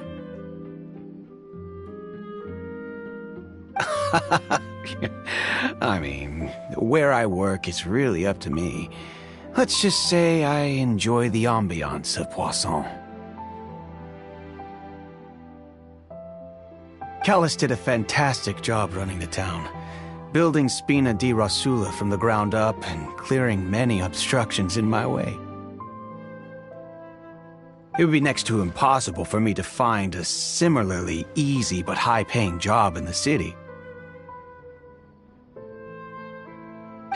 Anyway, enough chit-chat. Are these two friends of yours? You, here for some formal business? Yes. These two are my partners. What happened at the Opera House made us realize that Linny's case and my father's may be related. We're trying to reinvestigate the details of my father's old case. Ah, I get it. You think there might be more to the case now that we know people can be dissolved into water, right? I was also flabbergasted when I first heard of it. If you want to go through the original files from your father's case, I can help you look for them. That'd be much appreciated. Thank you. Actually, I have another question. Do you have the authority to dispatch Gardamex? Of course. Without them, I couldn't possibly handle Poisson on my own. Why do you ask? We definitely can't use them to forcefully get more evidence for your father's case. Well, you see, just recently, we were attacked by a horde of unnumbered Gardamex in the city. So, if you hypothetically wanted to do something against me, all you would need to do was get rid of the mecha serial numbers and send them after me. Then you think too highly of my abilities. Dispatching mecha is very different from controlling them.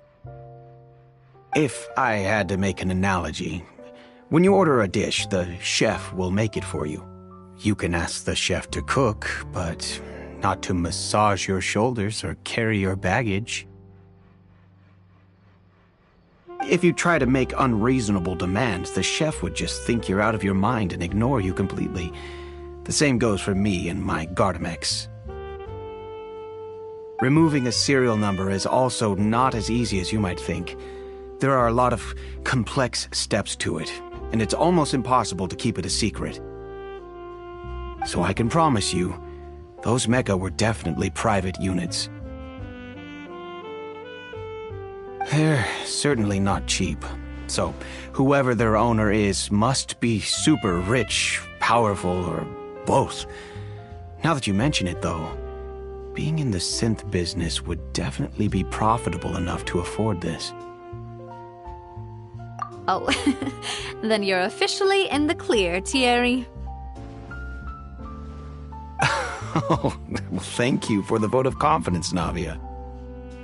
Jokes aside, I'd like to wish you all the best with your investigation. I'll be staying in the city for a little while, so just come find me if you need any support from the guards.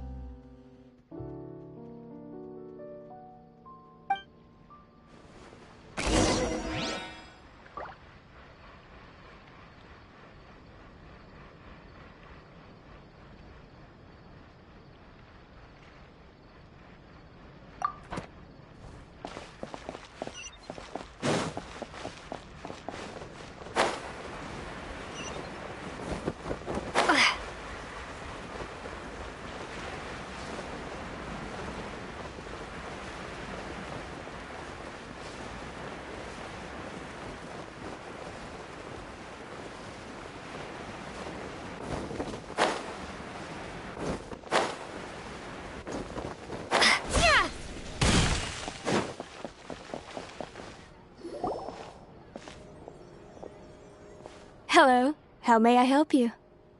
I'm here to see Marcel. Could you please let him know? You can just say Navia's looking for him.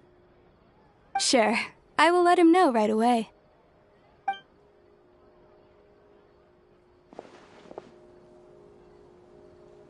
Navia, hello. Sorry to keep you waiting. I'm not as young as I used to be, so my legs are giving out a bit. Oh, it's all right, Uncle Marcel. There's no need to stress. I just wanted to talk to you briefly about what happened in the Opera House. I'm sure you saw everything too, right? Yes, I've never seen anything so strange. Oh, you were at the Opera House too? That's right. I went there with Navia to see the magic show. Who knew it would turn into a whole murder mystery? I also witnessed your marvelous sleuthing work. Quite impressive.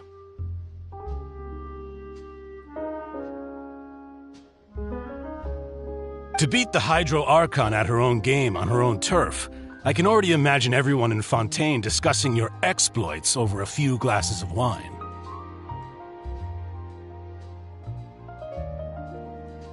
Oh, Paimon doesn't want to become the talk of drunkards.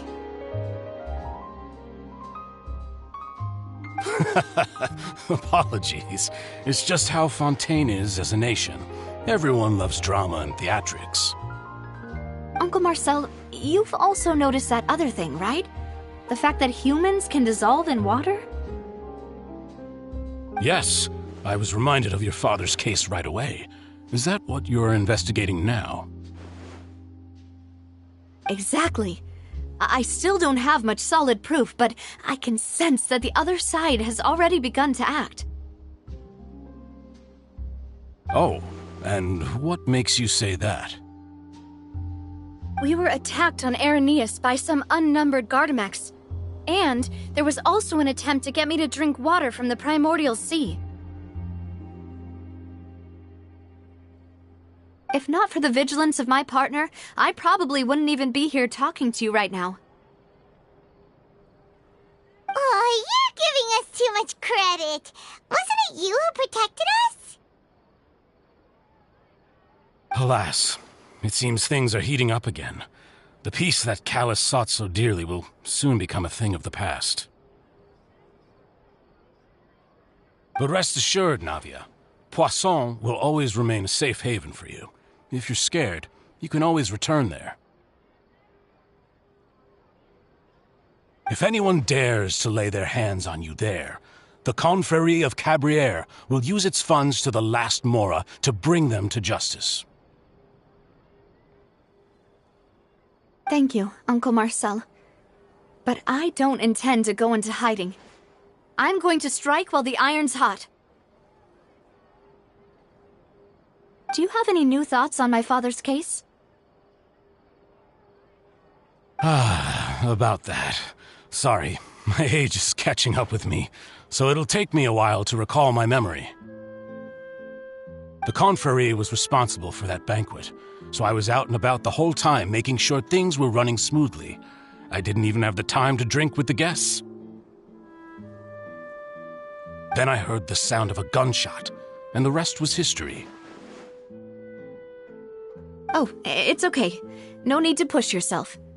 We'll ask around some more, see if there are any valuable clues elsewhere. Sounds good. Just let me know if you ever need Mora.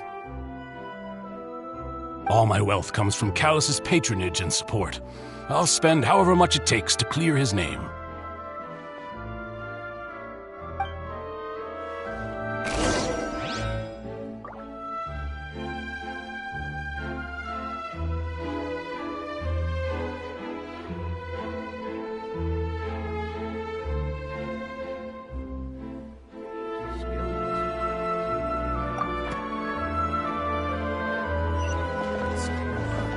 I'll just treat them as new samples.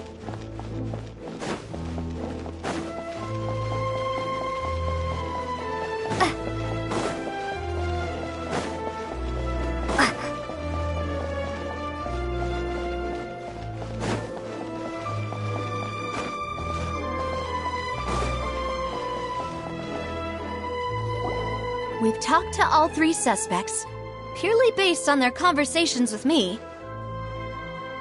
None of them sounded particularly suspicious.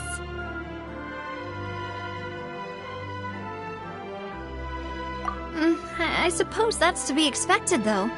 If a single conversation's all that's needed to find them out, then my father wouldn't have needed to investigate the case for so many years. Anyway, even though we didn't make a breakthrough, let's still compile what we were able to find.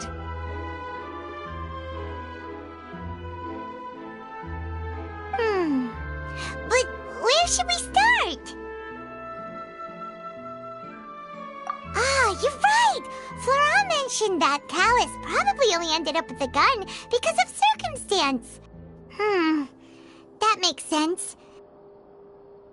According to Jacques' family members, he already told them that he had been discovered, and that he had no choice before he left home that day. If I had to guess, he probably received an order from the synth boss to kill my father. Had he refused, he and his family's lives would have been forfeit. So, Jacques fired the first shot?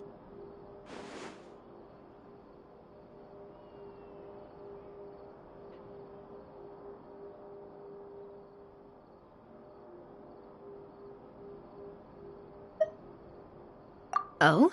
And why is that?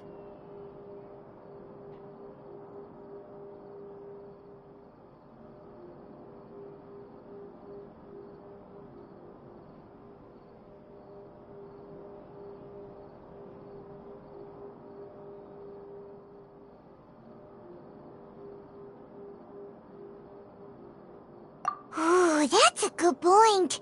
Jacques probably already knew that he was just being used as a tool for murder. And once he had completed his mission, he'd be of no more use to his boss.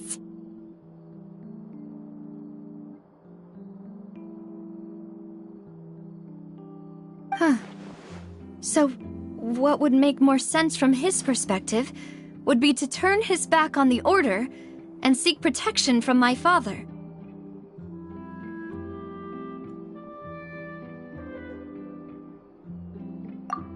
Makes sense.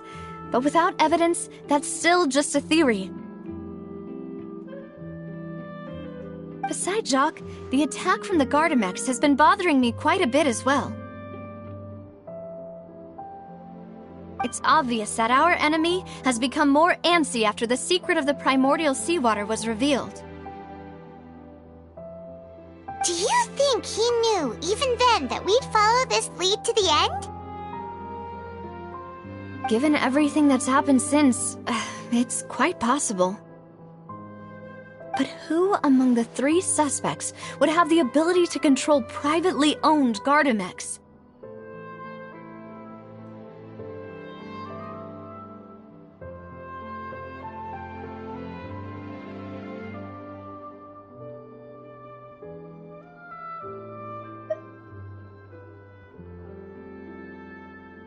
Thierry, you say?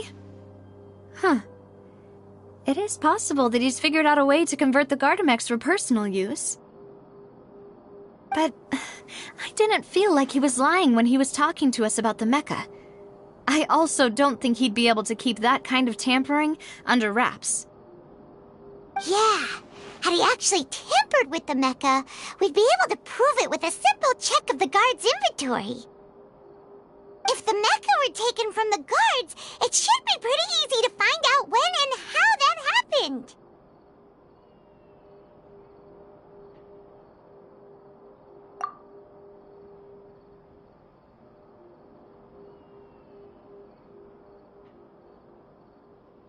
Florent?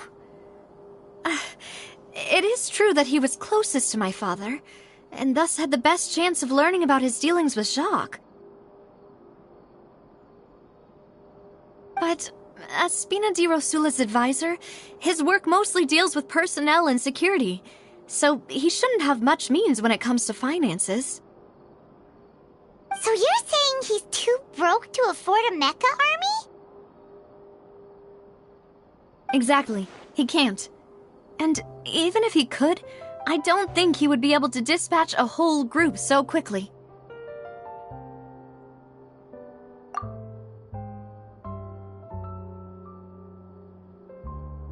Uncle Marcel?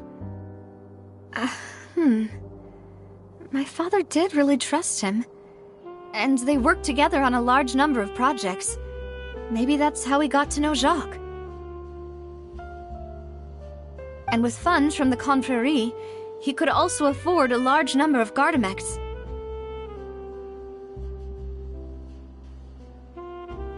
It's still really hard for me to imagine, though. After all, Uncle Marcel has been around since I was just a child. Also, wouldn't this mean he has been spending a whole lot of mora and energy to fight his own synth business?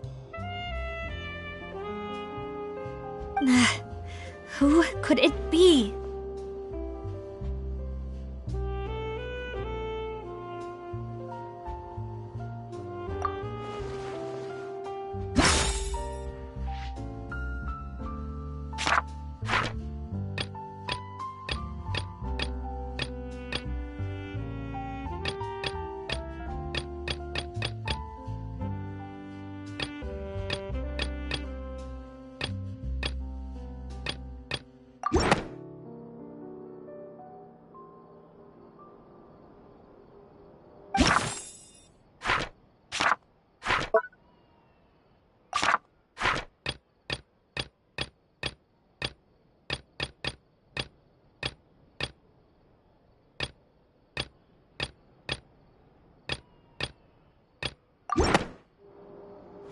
You know, if you think everything through, Uncle Marcel is indeed the most suspicious of them all.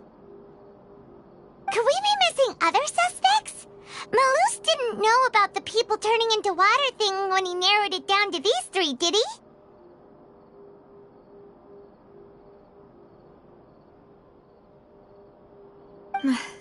Malus has always been very reliable, and his judgment of others' trustworthiness has been fair and well considered.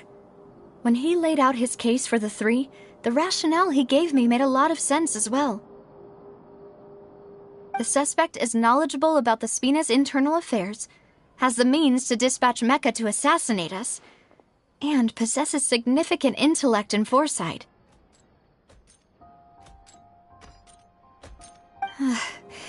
Even if I don't want to believe it, I'm starting to see how things could all tie back to Uncle Marcel.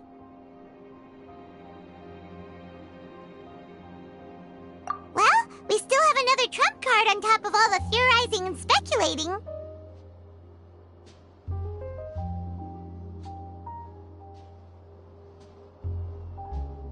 Yes, Malus did say that charging straight in there would be extremely risky. But we don't have any other options right now. We need far more solid proof before we can hope to go charging in on our enemy.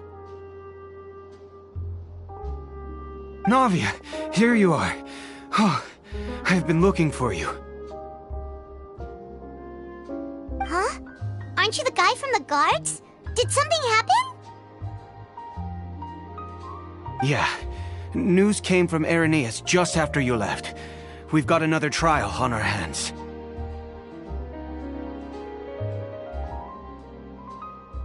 Wasn't that place built specifically for holding trials? What's so newsworthy about this one?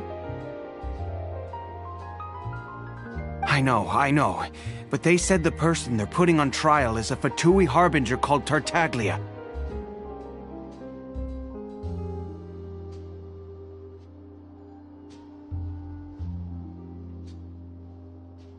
What? Is that someone you know? Yeah, we know him. Maybe even a little too well. Well, he's been accused of being the true culprit behind the serial disappearances case. It's absurd, don't you think?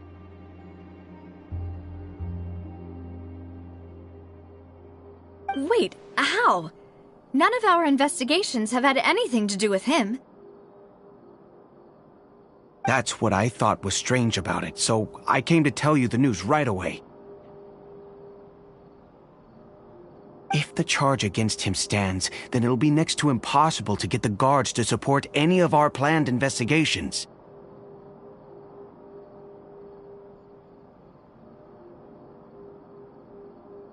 Right. Because they'll think they've already found the culprit. Yeah. And it'll be a lot harder then to clear Mr. Callus's name. I understand. Well, partner, what do you think we should do? We still haven't found any conclusive evidence.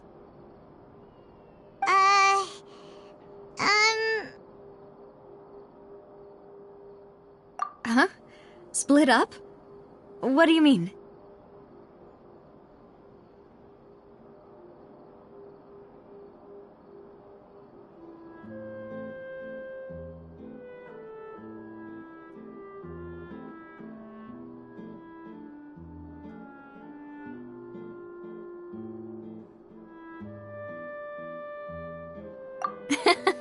Just as expected of my partner. Since this is a trial about the serial disappearances case, the culprit's attention will be focused on Irenaeus, leaving his home base wide open.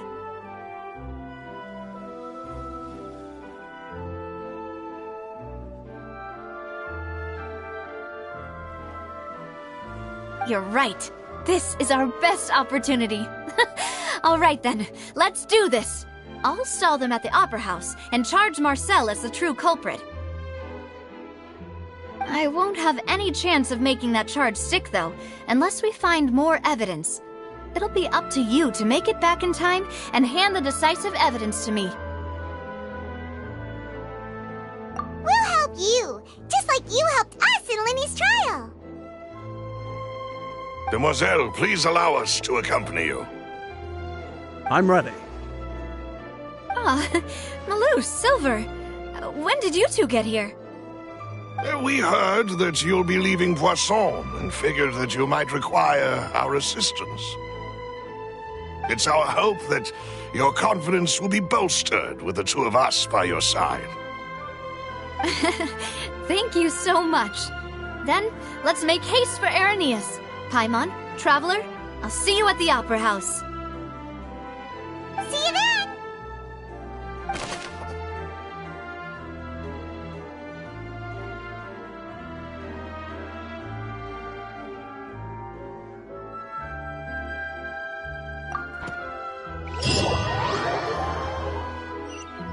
Now that Navia has set out for Irenaeus, we should also get going.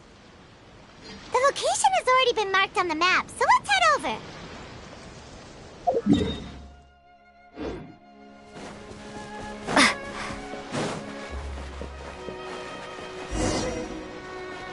Huh. According to Malus's info, the synth production base is underwater. Let's go and try to find the entrance.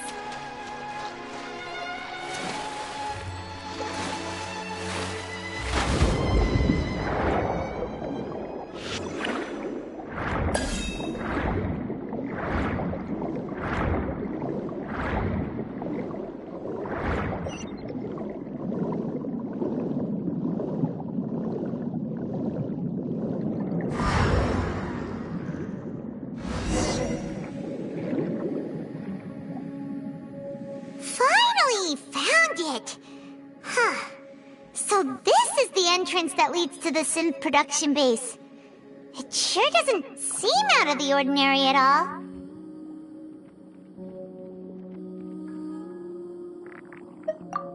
You're right. An important place like this is bound to have a ton of protective measures and mechanisms. Navia's probably arguing up a storm right now to stall for us.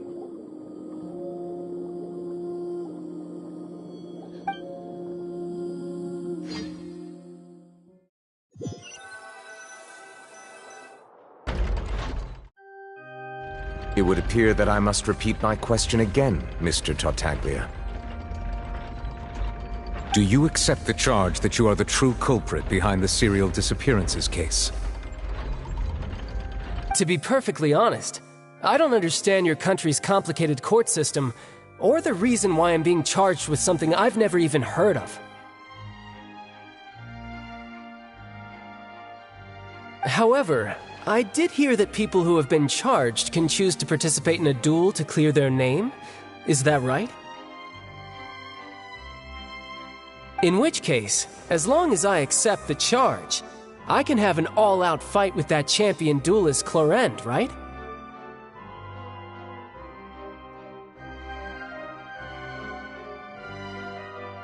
I've got to admit, that's one of the most enticing offers I've ever received. When I privately sparred with her last time, she was obviously holding back. Real disappointing.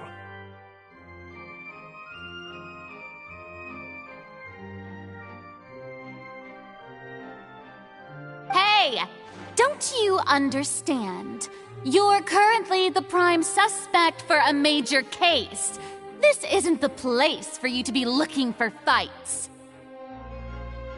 Oh? Sounds like the Hydro Archon wants to lecture me on the ways of the Opera House. Then why don't you duel me too? I'm the kind of student that learns best in the heat of battle. No. That's not what I meant. Alas, it would appear that communication with the defendant is going poorly, and we have made very little progress. In that case, let me explain everything from the very beginning again. The goal of this trial is to determine the culprit behind the serial disappearances case. That case had nothing to do with him! You've got the wrong man! Huh? What's going on? Why is she interjecting again? I told you it couldn't be one of the Fatui Harbingers. Miss Navia, this is the second time you've interrupted the court proceedings. I only tolerated your behavior last time because you were able to provide the court with a key eyewitness.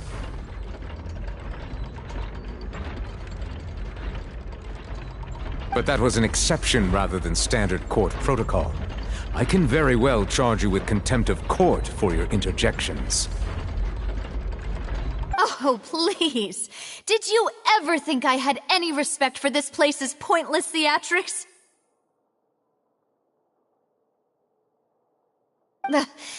We can put that discussion aside for now. I'm not here to argue with you. I'm here to charge the true culprit behind the serial disappearances case. And if my charges prove true, then Tartaglia here will be proven innocent by default, correct? Oh, a young lady has charged in and offered to clear my name. How fascinating. Well, I'd gotten half bored to death by all these rules and procedures anyway, so I'll take you up on that offer. So, Your Honor, is there nothing else for me to do now? You may take a seat for now in the audience, but that doesn't mean the suspicions against you have been lifted. Now then, Miss Navia, who is the person you would like to charge instead? That person is...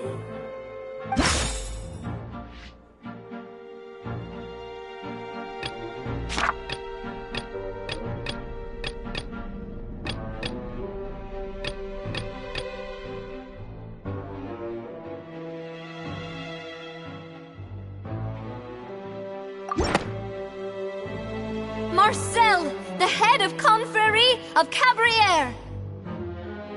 Huh? What confrérie? Never heard of them in my life.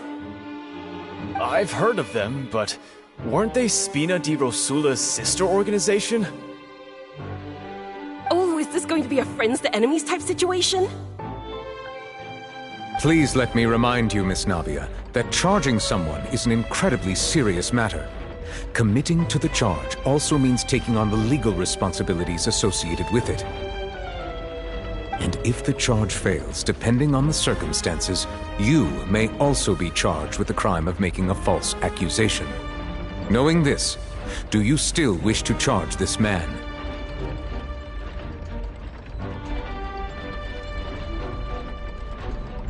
Yes, I do. In that case, I declare the charge to be valid. Miss Navia and attorneys, please take your places on the court.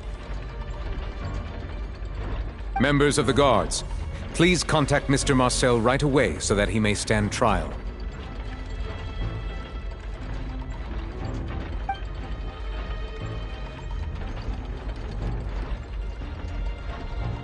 Mr. Marcel, you will not require an attorney. Is that correct? Apologies. It all just happened so quickly. I still haven't figured out what's going on. I think an attorney won't be necessary. This is probably just a misunderstanding between me and Navia. Very well. In that case, since both sides have now arrived, Miss Navia, please present your charges. I would like to take everyone back to 3 years ago, to the case of Callus the Unfaithful. Only through elucidating what really happened in that case can we connect all the dots for the serial disappearances case. Navia, do you really think that I was the one who killed your father? Come on, why would I do that? Callus was my benefactor, and remember, both you and I only ran to the scene when we heard the sound of a gun. If that's enough to make me a suspect, wouldn't that make everyone at that banquet a suspect as well? I think there's no point in getting into the specifics right now. The audience doesn't even have the big picture yet. Even I'm struggling to remember some details of that case. Exactly correct, Your Honor. I must refresh everyone's memory about that case before I can explain my charge and reasoning. I see. In which case, I will recount the findings about that case as originally recorded by Maison Gardiennage.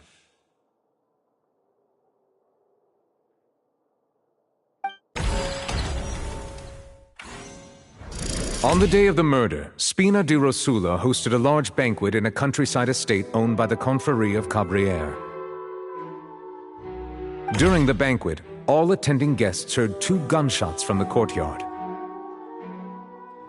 When the guests arrived at the scene, they found the primary suspect, Callus, holding a gun, while his acquaintance, Jacques, lay dead from a gunshot wound. The guards' investigation did not recover any other firearms from the scene. As a result, they concluded that the suspect's first shot must have missed, while the second must have taken Jacques' life. The suspect did not dispute this conclusion, and also declined to defend himself in court. Instead, he chose to prove his innocence through a duel.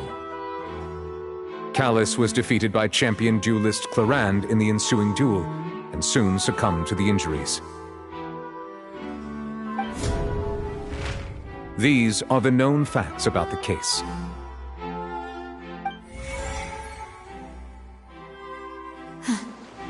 The one with the motive to kill was Jacques, not my father. And even so, Jacques still had no reason to pull the trigger.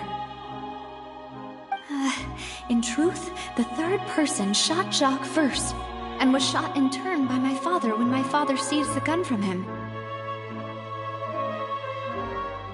After that, the true culprit turned the third person into water, erasing all traces of him from the scene. Thank you for the summary, Your Honor. Of course, the guard's conclusion appeared quite sensible to us at the time. However, we should revisit the case now that we've gained new information about the abilities of water from the primordial sea.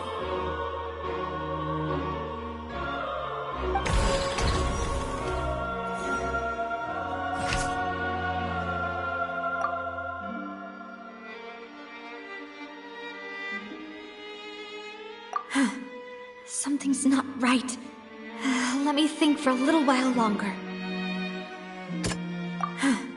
Something's not right.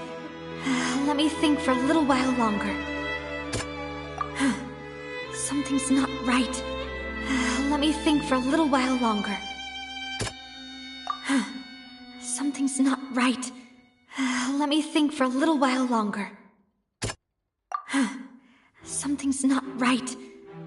Let me think for a little while longer.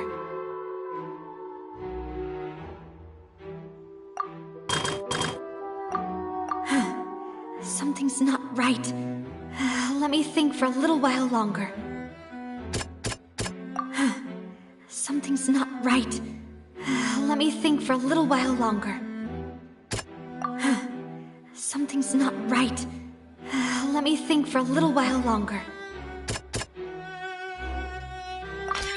The testimony of the victim's family confirms that Jacques had thoughts of assassinating Callus when he set out for the banquet. However, in the end, he reconsidered, and instead shared everything with Callus, hoping to seek the latter's protection.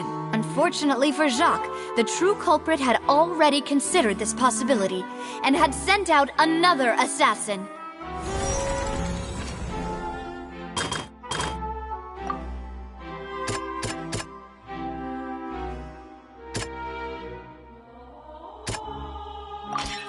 This assassin first shot Jacques, then turned to shoot Callus, only for Callus to wrestle the gun from him and kill him instead.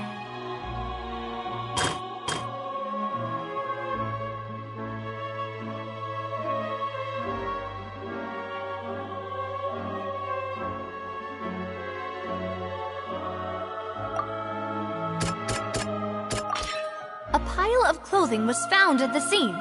The guards once believed they were used by Jacques as a costume to disguise himself. But now, it is clear that the clothes were proof that there was a third person at the scene, and that they were turned into water after committing the murder. Since it was raining that day, the culprit was confident that they could use the rain to wash away all traces of their dissolved accomplice. Realizing this, the true culprit caused the hired assassin to dissolve into water, leading everyone to believe Callus was responsible for Jacques' murder. This is the true version of events.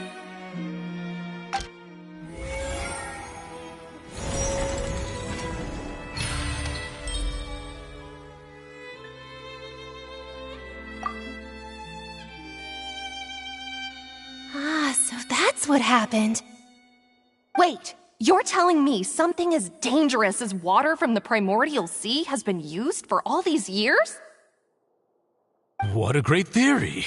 It also explains Callus's and Jacques' respective motives. I guess they didn't shoot each other after all. Mr. Marcel, you are the one being charged with the crime. You should provide a rebuttal if you wish to prove your innocence. But I think I agree with everything Navia just said. In fact, there was nothing in her speech that directly implicated me. Then, may I ask some questions? In my opinion, we primarily need to determine two things. 1. Do you have the evidence to back up your claims?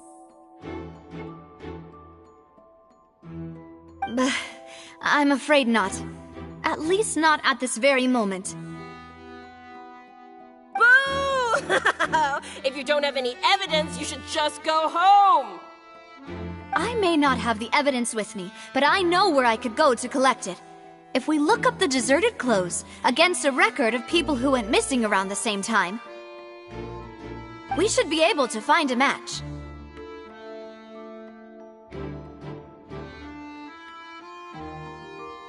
Considering the serial disappearances case, the guards probably kept careful records of all missing persons from around that time, regardless of age or gender.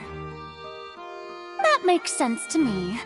Monsieur Neuvillette, I would consider this to be a reasonable investigative direction. Why do I feel like Farina's acting a little differently today? Maybe she's scared of embarrassing herself again? Alternatively, she's become more diligent after charging an innocent citizen in the last trial. My second question has to do with the ensuing duel. If the truth is indeed as you described, then why didn't Mr. Callus explain himself in court? If he had testified that a person had been dissolved, he could have at least mounted a defense. I've thought about this too, and the answer is actually pretty simple. He felt there were things that were more important to him. The dissolving power of water from the primordial sea is an important secret for the true culprit of the serial disappearances case. My father could have exposed it for all to see, but he chose to take it to the grave. At that time, Spina di Rosula was in dire straits, and his reputation had already been shattered. He had no guarantee that going forward with the truth would allow the culprit to be brought to justice. What was certain, however, was that it would paint a gigantic target on my back. Boss once told me that Demoiselle had already been selected as the next target of the serial disappearances case. What? If the secret had gotten out, the culprit would have fought an all-out war with Espina right there and then. I wouldn't have been the only one in danger. All of us would have stood to lose our lives. Of course, the guards might eventually figure out the truth of the matter and determine that we were in the right. But what good would that do? How can a hollow verdict protect anyone? Had this opera house ever given my father any kind of confidence in its brand of justice, Spina di Rosula would have had no reason to exist. But by staying silent, we retain the ability to deter our opponents and continue the stalemate. I was able to become Spina di Rosula's president, which made me harder to target, as well as giving me more time to grow and learn. And once I have figured out the truth and stepped up to the challenge, I will do what this opera house cannot, and restore my father's truth and honor back to him. So, you mean to say, your father intended to die in the duelist's ring? That's right. Do you have any proof? Of course. All you need is to ask his opponent, Clorand. I don't need your apology, your guilt, or your support from the shadows. You don't have to do anything for my sake. But since he entrusted his will to you, Clorand, you should tell us the truth about his sacrifice. So, during the duel, did you believe that Callus was intending to die? Yes, I did. As a champion duelist, I've fought many battles and taken a countless number of dishonored lives. In my line of work, I've seen all kinds of people give their all for the faintest hope to continue living. Some were determined, others passionate, and some even manic and twisted. Just one look and I can tell if a duelist is hoping to live or if they're looking to die. I hereby swear on my name and honor as a champion duelist that Mr. Callus never intended to leave the ring alive.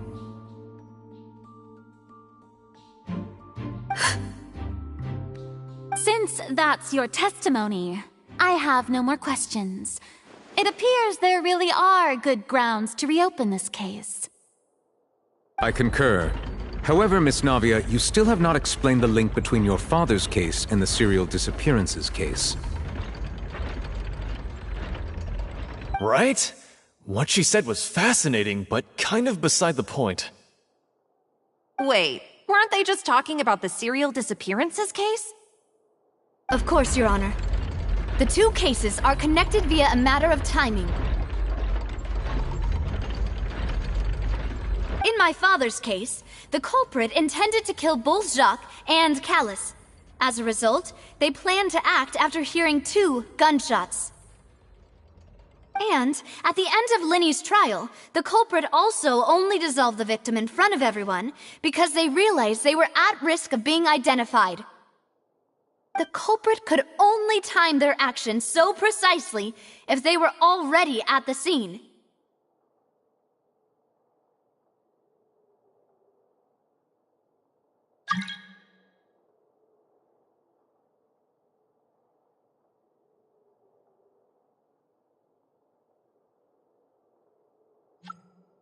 Coincidentally, Marcel attended both the banquet and the trial.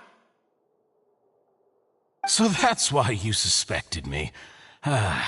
Even after hearing your reasoning, I still can't help but find it a little preposterous. I'm used to it, though. You've always been an impulsive and sentimental child, Navia. It's one of your most endearing traits.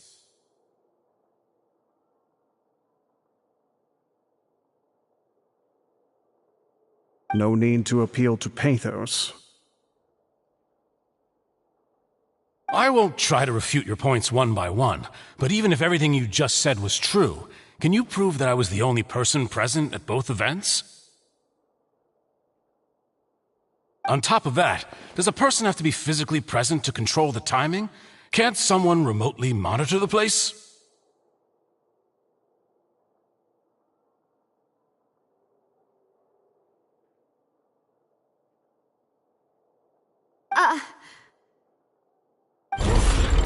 Not much you can say to that. I know that even with that, you might still think you can reduce the list of suspects with some further investigations, until I'm the only one left on the list. Alas, who won't feel at least a little hurt by an accusation of murder from a girl you see as your own daughter? But if I were to dismiss this completely, you'd also think I'm not being considerate of your feelings. Ah well, let Uncle Marcel teach you another lesson. Do you know what the biggest flaw in your reasoning is? I suppose you're gonna tell me anyways. It's timing again. I'm a businessman by trade. From that standpoint, there's no reason for me to kidnap young women. It's a high-risk action with nothing to gain. In addition, I left my home in Snezhnaya when I was young to come to Poisson and work in some trade. My business only thrived when I received Callus's patronage. But the disappearances began before I ever stepped foot in Fontaine. I do apologize, demoiselle. This was my mistake. No, it's not your fault. I'm sure he had come prepared. Is there anything else you'd like to say? Would you like to check the date of my first business license against the first known case of the serial disappearances? You can also take a look at my border entry records, or ask my friends and family when I left Snezhnaya for the first time. Could those records and testimonies do something to appease the unspeakable anguish in your heart? Seems like she got the wrong guy. At this rate, Navia will be convicted for falsely accusing him. I think you've done a superb job of dissecting your father's feelings as he neared the end of his life. But aren't you going against all of his wishes and expectations right now? He wished for you to become more rational, collected, and conscientious, instead of dwelling only on your own feelings. Once you've learned to be more considerate of others' feelings, and to stop rushing headlong into things, you'd have met most of his expectations. This isn't just about me, and it never has been. The biggest difference between me and the rest of the victims is that I still have the ability to search for the truth, while that same agency has long been taken from them. The people whose families were destroyed by synth abuse, the people who lost their loved ones to the serial disappearances, and the people who suffered tragic ends due to their sense of justice. Many people's images are flashing before my eyes. I'm sure some are coming to those of you in the audience as well. And whose image do you see, Marcel? Is it a man named Vacher? Huh. Oh, so you do know that name. Merely surprised you'd suddenly say the name of someone I've never even heard of. I was waiting for you to say that.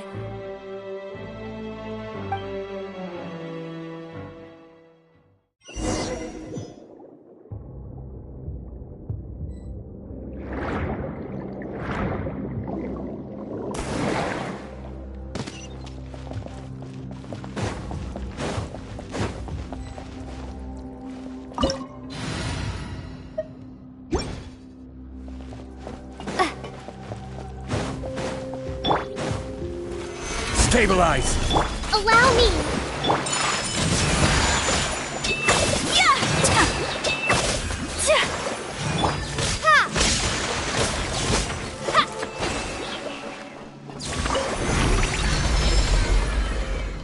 Whoa! The floor is going up! Is it because of this mechanism in the middle? That guy really prepared a lot of stuff for this place.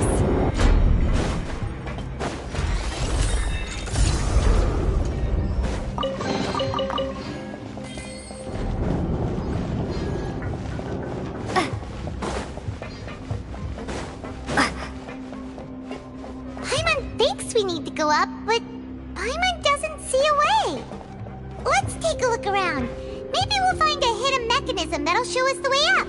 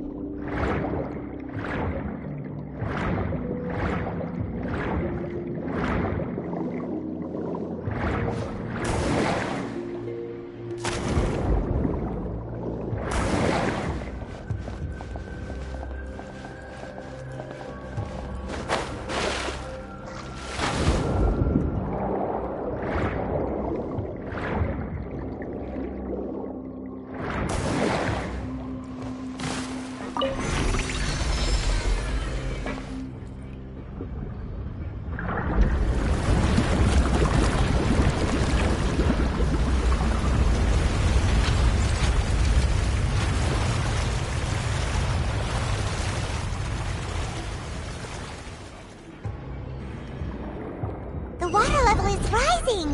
Now we can swim to the top!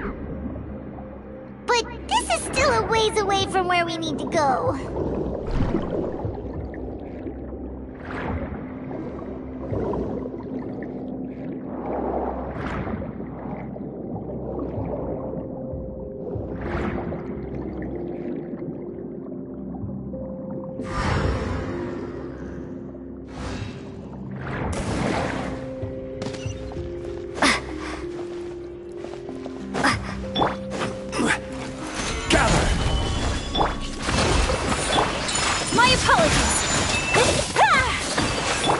Order guide you. Lightning flash! Embrace the ice!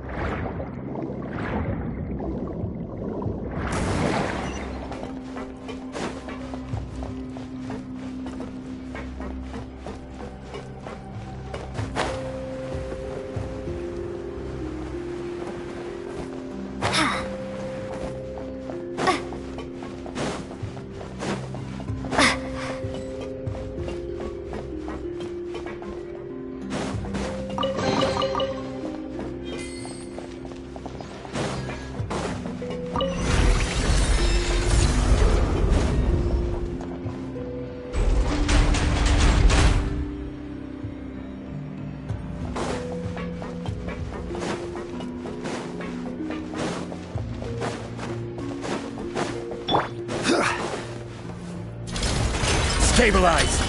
Hold the line! Take this!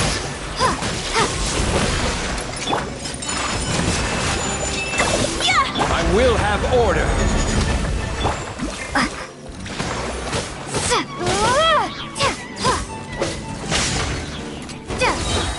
Thunderclap! Take flight!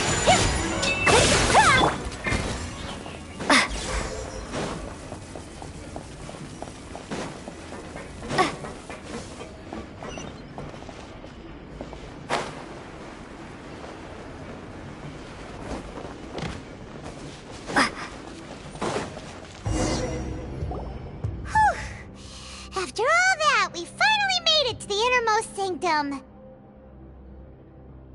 Though, as expected, the mastermind isn't here.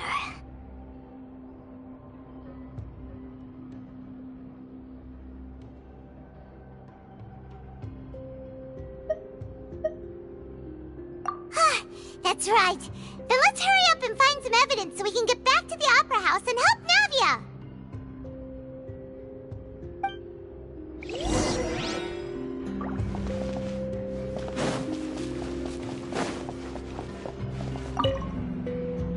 What's this over here?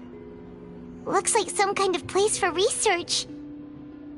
Experiment number 16 aims to verify Jacob Ingold's research conclusions on the primordial sea and use his theory as a foundation to achieve a breakthrough. The experiment was a failure. No individual managed to resurface from the water from the primordial sea. Female specimens 22, 23, and 24 were dissolved.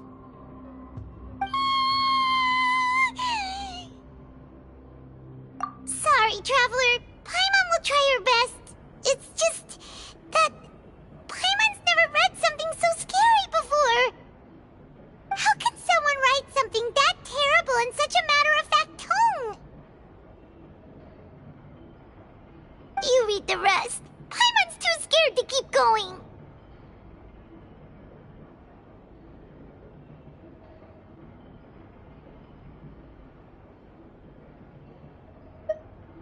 So that's why he did all of these experiments. Wait, did he really think he'd be able to find a way just by dissolving people over and over? That's just insane!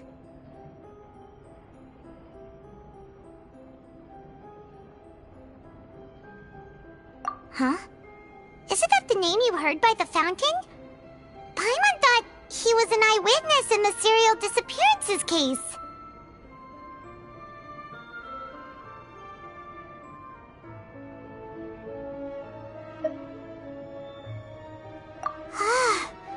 You mean Vache is the one who did all of these... experiments?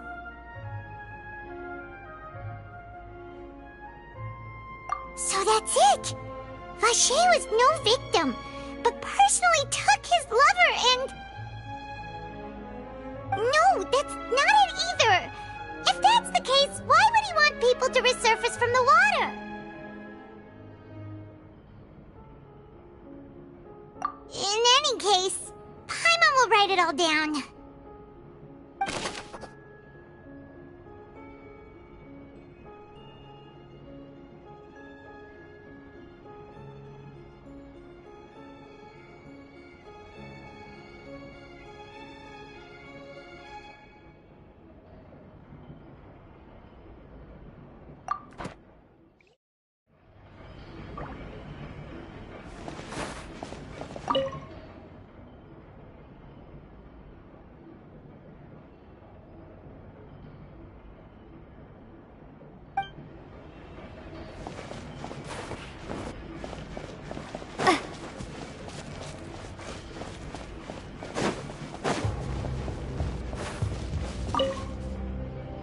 What's all this?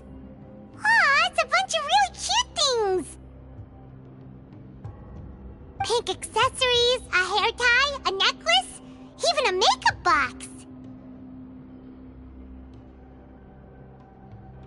Oh, Paimon sees it too, but why are all these of cute things labeled with different girls' names.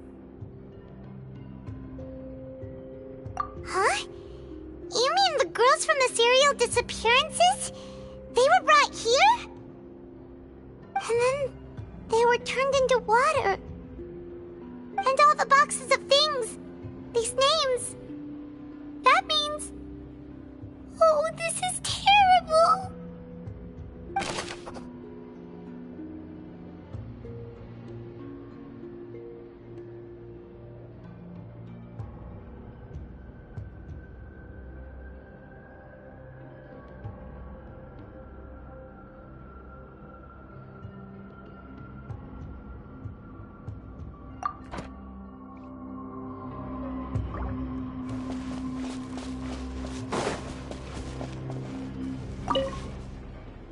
Oh, look!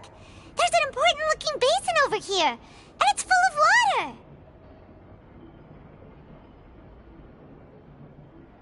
That means this is where they make all the synth! And that special water is the main ingredient! If you dilute it with normal water, you'll get synth, but the pure stuff can dissolve a human!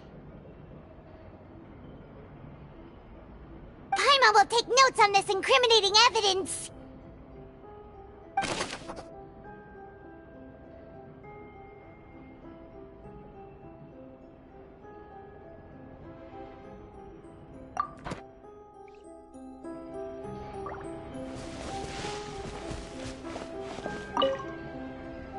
Let's see what's written here. Nothing escapes Detective Paimon's eyes. Callus. Navia's father. Oh, this seems to be an investigation report on him.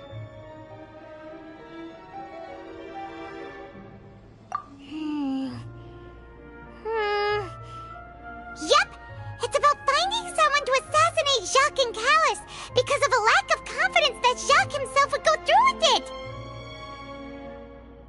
This should prove the existence of the third person, right?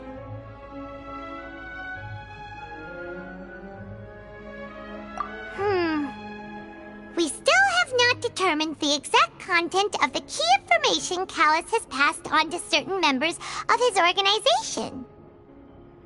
The old dog's a real menace to deal with. Even if he abides by the promise he's made to us, he will still have the upper hand. He can act whenever he wants to make our lives miserable. The only option left is to remove him from the picture entirely. I concur. Let's send someone to kill him. He won't declare war as long as we don't touch Navia. Oh, seems like we've got a bunch of correspondence between the higher-ups. They're all just so evil.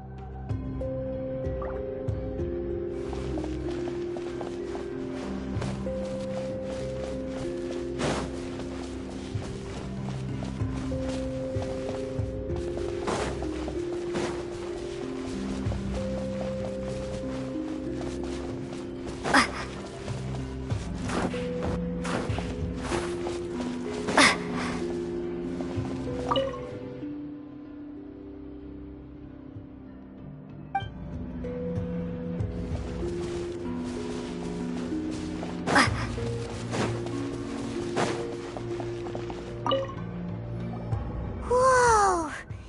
There's so much synth here! And so many bottles of ingredients that probably just contain the waters of the primordial sea. Mixing in progress. Ready to drink? Stock sample? Huh. They've also got all the synth pretty clearly labeled. Whoa! There's even fruit-flavored synth?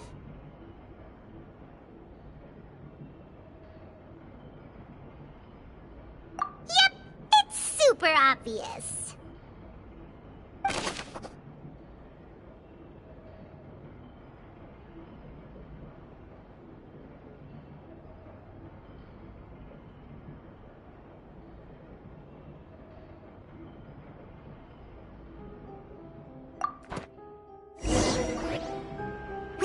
at almost everything here, and it seems like our theories were spot on. But... yeah, we haven't found anything that reveals his true identity. No wonder even Neuvillette wasn't able to find anything. Whoever it is probably destroyed everything to do with that name a long time ago. That way, even if we bring all this back to the opera, we won't be able to identify the true culprit.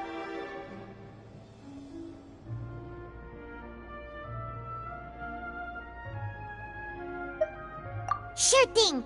Paimon won't admit defeat to this guy either.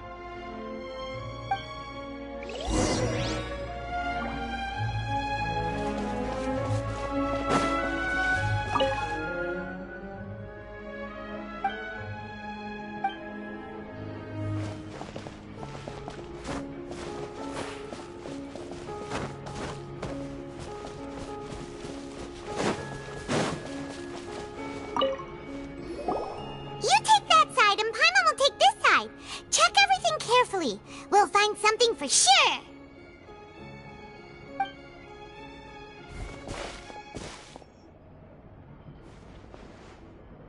Ugh, nothing at all. And Paimon can't even find snacks either.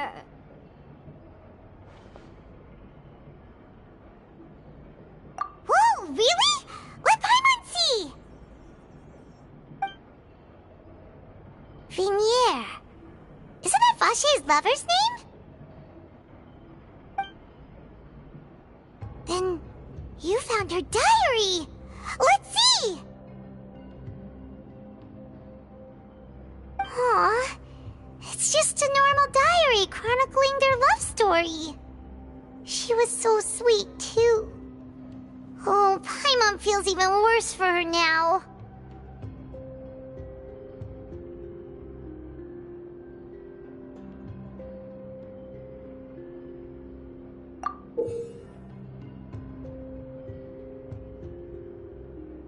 So many! A whole page's worth! But they're all crossed out. Was she unhappy with all of them?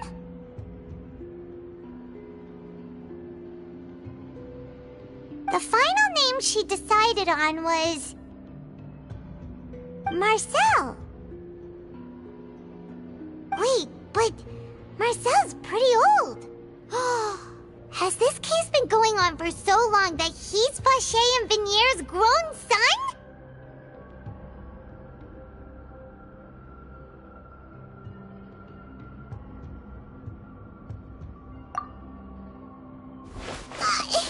Hey! Paimon still hasn't figured it out yet.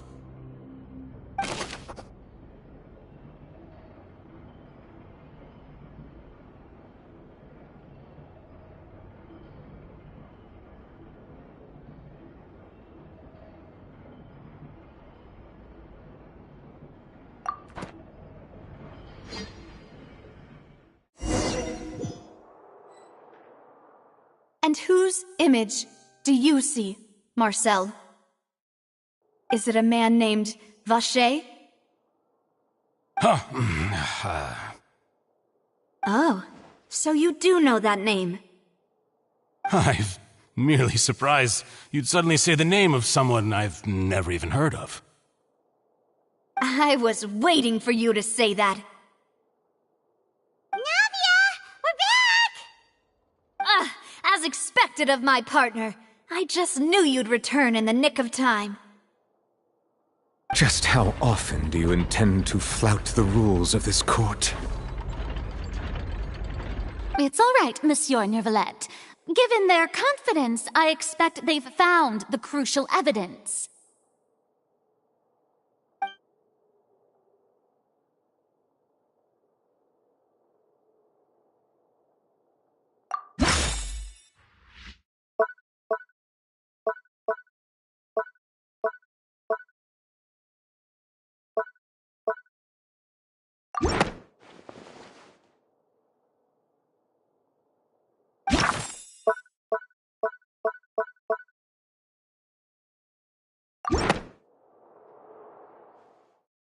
But the truth of it, Marcel, is that you've always been Vache.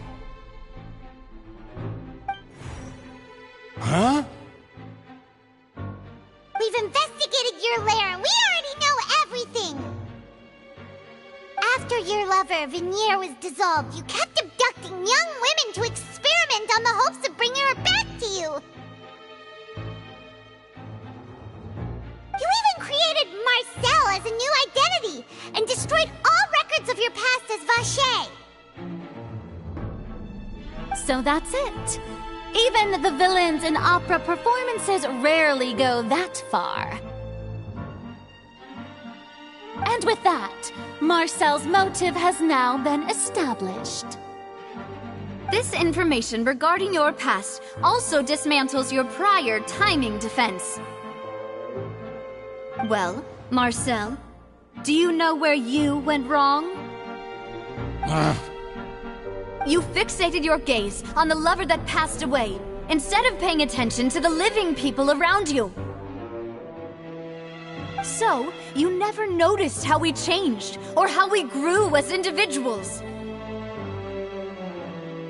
You also never understood Boss's real expectations for his daughter.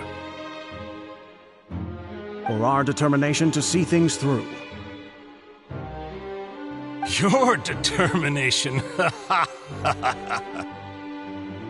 Mr. Marcel, please speak up now if you would like to defend yourself. Otherwise, the trial will move on to the next stage. Do you really think I wanted to do any of this? Pay attention to you. What for? Have you ever paid attention to me? Ever empathized with my pain? Ever known how it feels to watch the love of your life dissolve right in front of your eyes? No one helped me. No one even believed me. All those decades ago, even the officers from the Maison Gardiennage were laughing at me. They said there's no way a human being can turn into water. So I must have gone mad from grief. Vinier's death was brushed away by all of you as if it didn't matter at all. Well, now you know, don't you? Ha! Well, it's too late now. All those who were dissolved are gone forever. You only have yourselves to blame. You set up this ornate opera house in pursuit of your so-called justice, your beloved drama, while turning a blind eye to the suffering of the people. Venier is dead. We promised each other that we would always be together. Wherever she goes, I will follow. But I'm not from this blasted place, so I can't be dissolved, no matter what I do.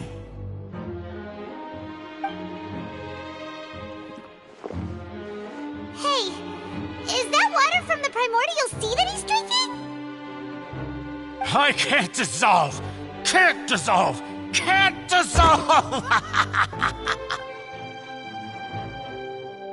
Do you all see? I can't go! I can't follow! So if I can't go where she is, what choice do I have but to try to bring her back?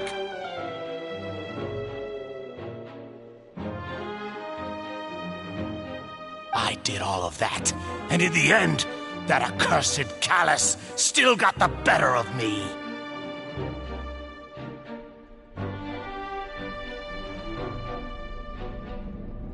I spent my entire life living on pins and needles, only to get stabbed by his idiot daughter at the very end. The suspect is exhibiting signs of mental distress. Guards, please restrain him. Don't touch me! Don't anybody come near me! I still need to save Venier. I promise. We made a promise. Venier! Venier! Please, Venier! Don't think badly of me. All I want to do is fulfill our promise. At this point, the verdict of this trial is clear. With Mr. Marcel's conviction, the charges against Mr. Tartaglia no longer have any basis. Fine by me. I was in a bad mood, but after a show like that, I'm actually feeling pretty good. Traveler, please submit all the evidence you have collected to the guards, so that I might review and summarize the truth behind the serial disappearances case.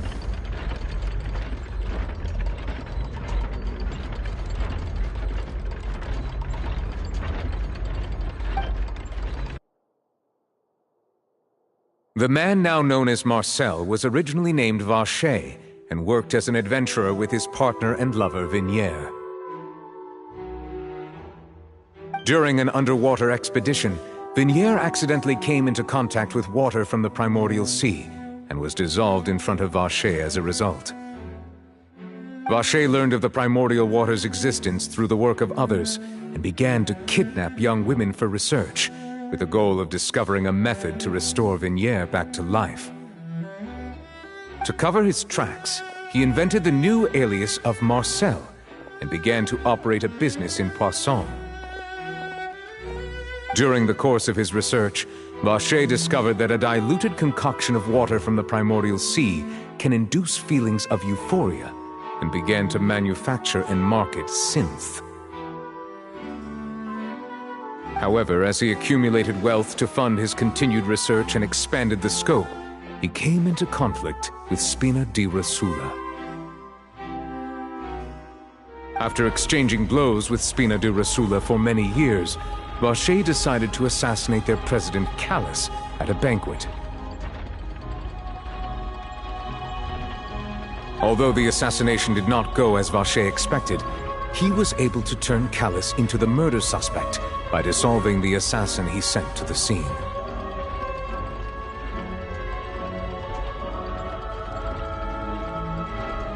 And just recently, Vacher attempted to frame Linny as the culprit of the serial disappearances case, using a similar method. However, his attempt to frame Linny failed, and the power of water from the primordial sea became public knowledge. This case also exposed enough of Vacher's machinations that he was eventually successfully charged in court. Thus concludes the enigmatic history of the serial disappearances case, with the truth revealed to all.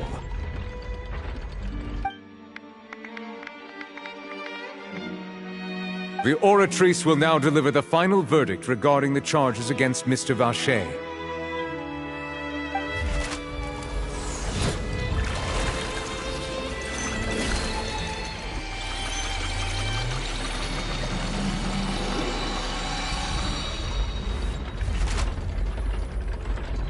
According to the judgment of the Oratrice Mécanique d'Analyse Cardinale, Mr. Vacher is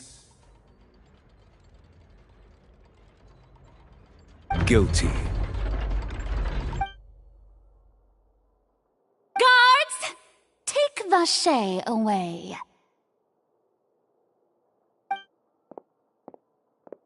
Good. It's what he deserves. With that, the serial disappearances case is over now. We really just witnessed history. Who would have thought the true culprit would be such a polite and well-spoken guy? Yippee! We helped Navia bring the bad guy to justice! He's hurt so many innocent people, and now he's finally getting what he deserves! Huh? Are you okay? Demoiselle, you were absolutely brilliant. The day our late boss had always hoped for has finally come. You can rest easy now, knowing justice has been served. Yeah. It's finally over. It's all thanks to you guys. And my partner. See, Papa? Spina di Rosula's still doing well with me at the helm. Well now, hasn't this been a most delicious piece of drama? The villain has been caught, justice has been served, past wrongs have been righted, and it's a big ol' happy ending. Since it's been such a great show, I'll just let the false accusations against me slide. Either way, I've still got some business to attend to, so if you'll excuse me... Please wait just one moment, Mr. Tartaglia. What now? None of this has anything to do with me. According to court protocol, since this trial was initiated due to a charge against you, a verdict must also be made regarding the initial charge before the trial can conclude. Oh, come on. Is this really necessary? Haven't you already caught the real criminal? Isn't it time for side characters like me to exit stage left? Please respect the laws of Fontaine. This has always been the rule. All right, but this sure is a lot of hassle. All I need to do is stand over there, right? Let's just get this over with. Through evidence presented in the public trial that was just held, it has been established that Mr. Tartaglia has no direct connection to the serial disappearances case. The guilty party has been identified, and thus it is logical to suppose Mr. Tartaglia is innocent of the charges. We now turn to the Oratrice Mécanique d'Analyse Cardinale to render the final verdict on the charges.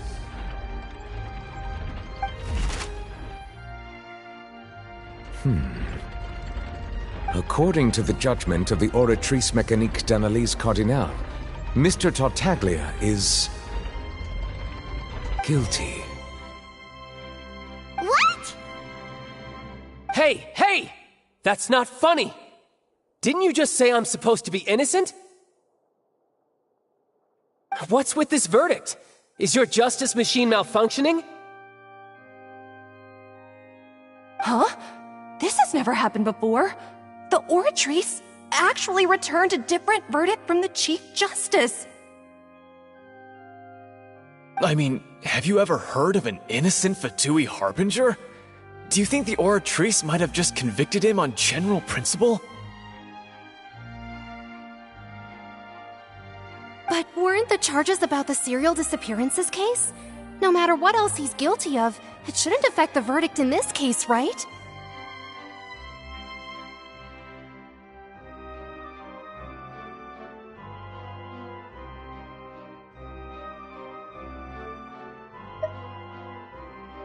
The judgment of the Oratrice Mécanique d'Analyse Cardinale is, by law, the final verdict of the court.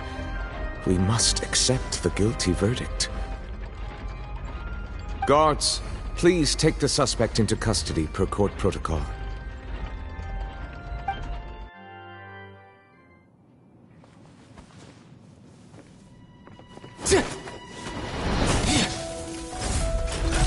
So this is how justice is done in Fontaine.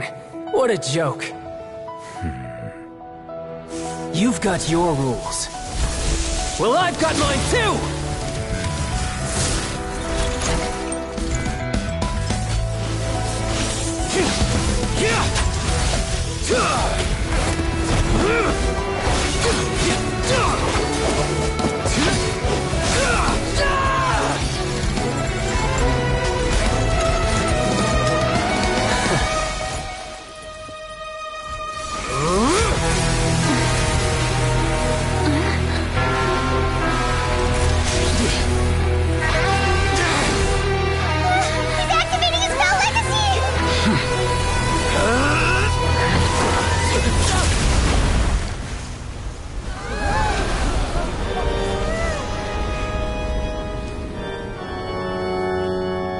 I am sorry.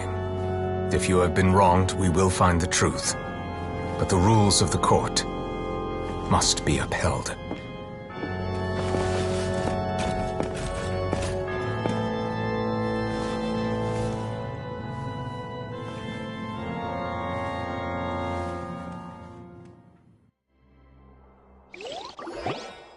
Hey, Monsieur Nouvelette, what's going on? Shouldn't he have been cleared Apologies. This is also the first time I've encountered such a situation. However, according to the rules established at the conception of Fontaine's court system, the oratrice's judgment is the final verdict of the court.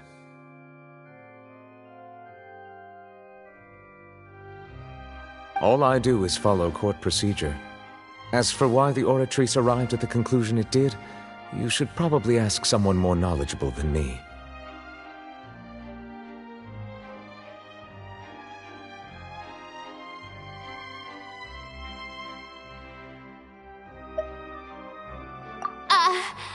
Why are you looking at me? I had nothing to do with it! I don't know what happened there either! Hey, stop staring at me! What does Lady Farina mean by that? She says she has no idea either? But that's impossible. Didn't she create the oratrice herself? Yeah, so are the verdicts reliable or not? Can results like this really be called justice?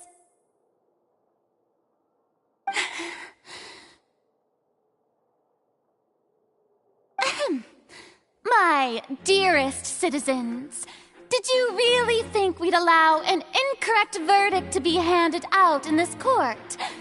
Did you really believe that the judgment could be mistaken or be the result of some sort of random mishap? Don't tell me you thought even I had been blindsided by the oratrice's result. But the way she looked just now, it was pretty obvious she had no idea what was going on. However, given the state of things, I shall give you an explanation.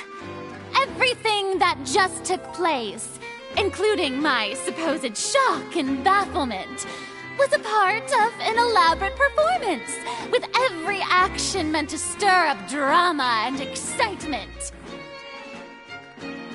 And, of course, for every performance there is a script. Everything has unfolded exactly as I expected from the very beginning. As the embodiment of the very concept of justice, the oratrice shall never render an arbitrary judgment!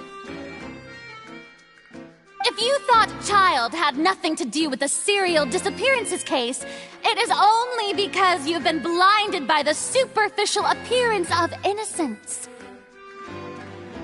Everything he's done, not to mention the danger he poses, are beyond ordinary comprehension and completely unforgivable! All shall be revealed in time.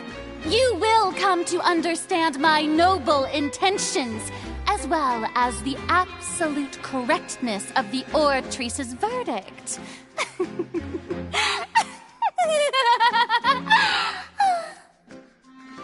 Now, having said that, although I hate to leave things hanging in suspense, it is now time for this performance to end. As the lead actress, I shall be the first to take my leave. Toodaloo!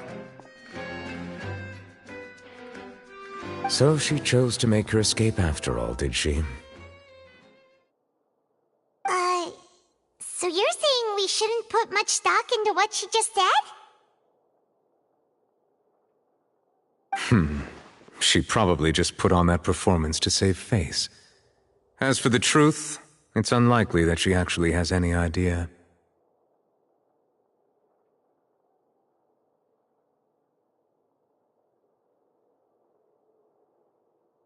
However, please be assured that I will continue to investigate this case in a personal capacity.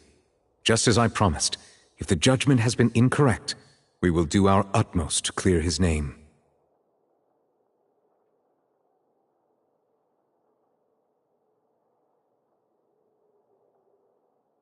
Alright.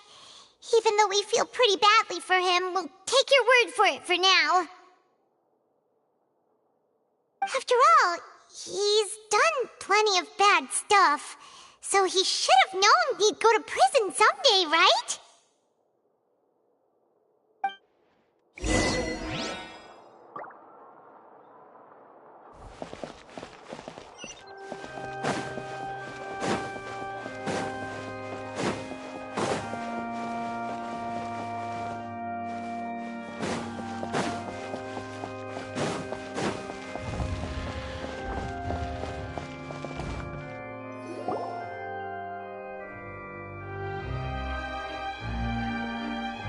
Hey, what are you doing? Quick, stop him!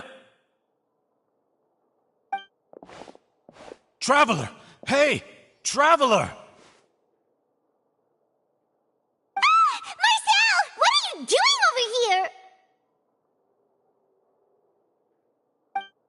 Stop resisting arrest! Cease, or we'll add another charge to the list! No, wait! I just want to ask the Traveler something. I'm not looking to run away. Please, just let me ask this one small thing.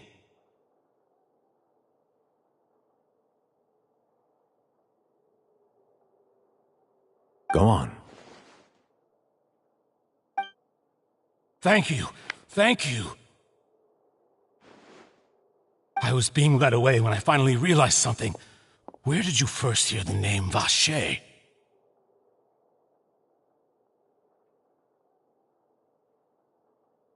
I erased all records of that name. So, unless... Are you still trying to prove your innocence? Give it up. You've already been convicted.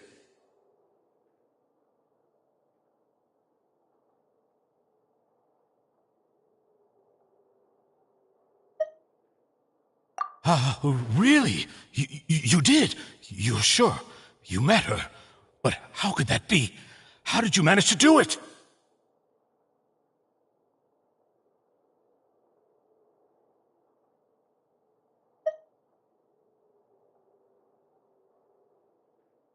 The Fountain of Lucine? Then she's been so close to me all along. And I just never... Please give me a chance to talk to her again. Just let the Traveler take me to the fountain to see her one last time. This is the last request I'll ever make in my life. You can do whatever you want to me afterwards. I don't care. What? Give an inch and you want to take a mile? Do you think serial killers get to make requests like that?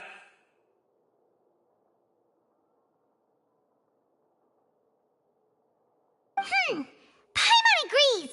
Why should we give him what he wants when he's only done a ton of super terrible things? This request, is it worth as much to you as your life? Of course! Wait, no. It's worth even more than my life.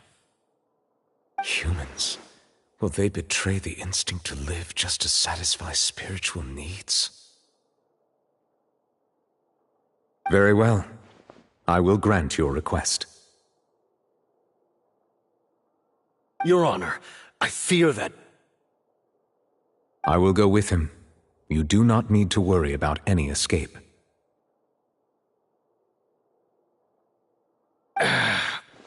In that case, I shall leave him in your most capable hands, Chief Justice. Thank you, Your Honor.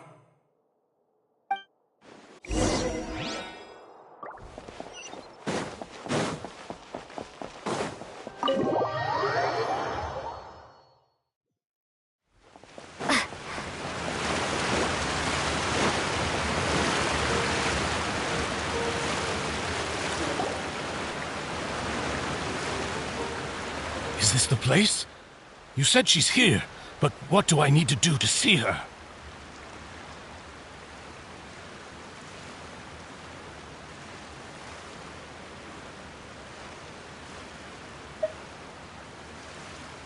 Yeah, and even Paimon could hear her after drinking that thing. Didn't you just drink a lot of it on the stage as well?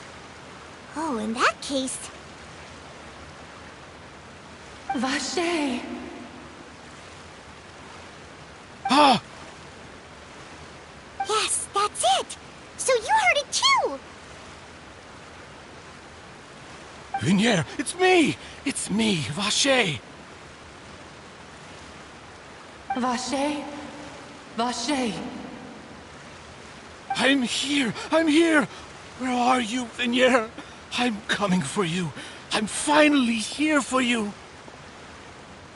Hey, wait! Be careful! Hey, wait!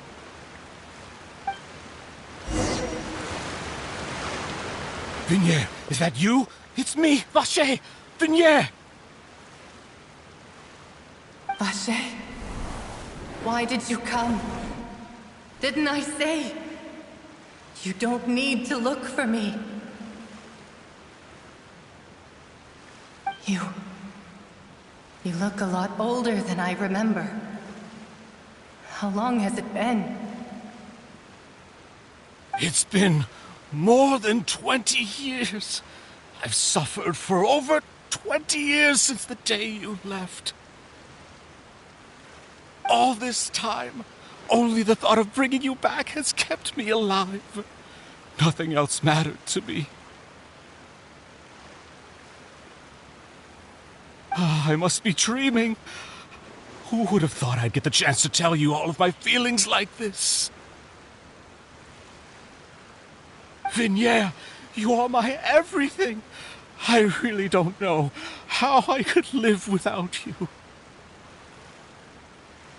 But Vache, if you ask me, this world would be better off without you. What are you saying? If not for you, I would have finished my law degree and probably become a top-tier attorney one day. If not for you, I would have continued to pursue my love of the arts, and my works would have been displayed in the Palais Mermonia itself. If not for you, I would at least have been able to take care of my mother. And she would not have grown old and died alone, with nothing but the tears on her cheeks. It's all because of your selfishness, Vache. It's all because of you. You... Wait, you are not Vignere. Who are you? You're right. I am not Vignere. I am the sacrifices. Every woman who died by your hand, as our bodies dissolved, our consciousnesses flowed back to the primordial sea. Our thoughts circulated endlessly within the primordial sea, and we were no longer individuals, but we became one, just as streams of water come together in the sea. I'm Cressy. I'm Lemony. I'm Azine. The only one I am not is Vignere. Why? But then, where is Vignere? She doesn't want to see you anymore. Every tendril of her consciousness is avoiding you. This is what you get for your selfishness. Your selfishness robbed us of our lives and our futures. You said time and time again that you'd do any and everything for her. But did you ever consider whether she'd want to see you do the things that you did? If she would despise you for what you became?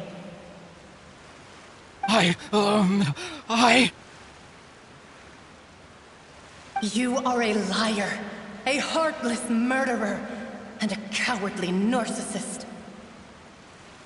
The only thing you are not is Vignere's beloved. From the moment your first victim died and her consciousness merged with Vignere's, she has had nothing but pure hatred for you.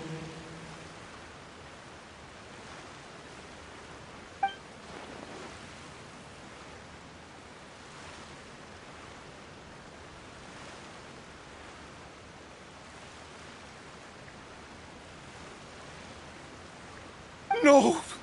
Vignere! She can't hate me. Let me see her, please. Have mercy. You still don't understand. When I said don't look for me, that came from the real Vignere. She really doesn't want to see you anymore.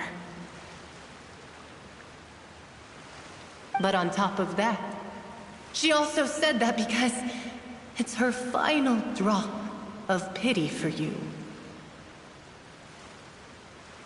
She said that because she knew that if you did come here, We will show no mercy to you.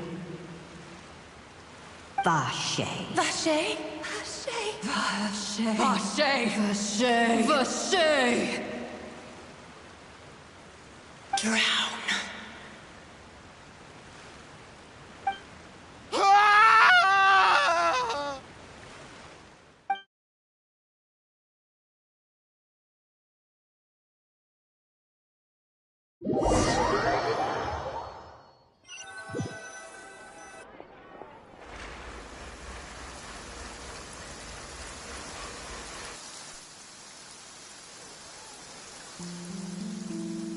Finally, we have some time to do shopping.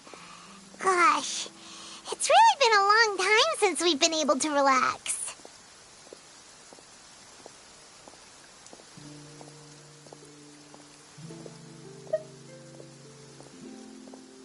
Huh. Well met, partner. I knew something great was going to happen when I woke up in such a good mood today. Even this weather can't put a damper on the demoiselle's mood. It's a pleasure to see you both again. Oh, hey, Navia! It's been a few days. Paimon's already started to miss you.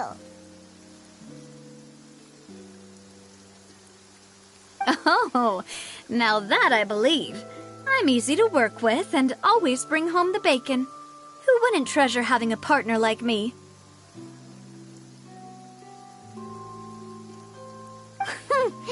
Sounds like you're really enjoying life these days, Navia. What have you been busy with since the trial? It's just been one thing after the other. I've been making non-stop trips between Poisson and the courts in Sen. Everyone from Spina di Rosula organized a memorial for my father. We never held a memorial when he first died, since everyone knew that even if we held one back then, no one was going to come. This time, though, everyone in Poisson, and even many people from the court, all attended. So his name's definitely been cleared now. That's what we like to hear. It's been the dearest wish of Demoiselle all along. That blasted stubborn fool. I was right to put my faith in him. I'm so glad I didn't give up on the case all those years ago. Oh, by the way, I ran into Charlotte just after I left the memorial service.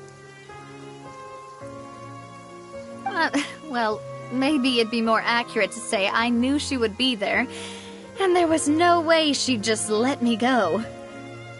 Huh? So you know Charlotte too? The Charlotte? Journalist from the Steambird? Yeah, way back when I first became the president of the Spina di Rosula, she was all over me. Wouldn't take no for an answer. I believe the story was called The True Heart of Darkness, Secret Tales of the Yellow Rose. To be fair, though, it was a really flattering feature. So, we've been on pretty good terms ever since. She was trying to lean on our friendship to get me to do an exclusive piece on the serial disappearances case. Oh yeah, she told us about that. She's always been super interested in that case, so now her wish has finally come true too.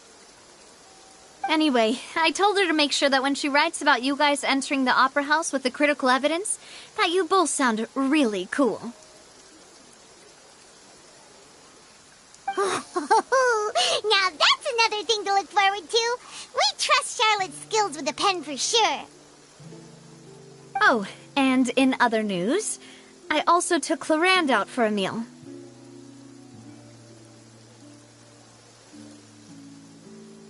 Oh, are you two on better terms now?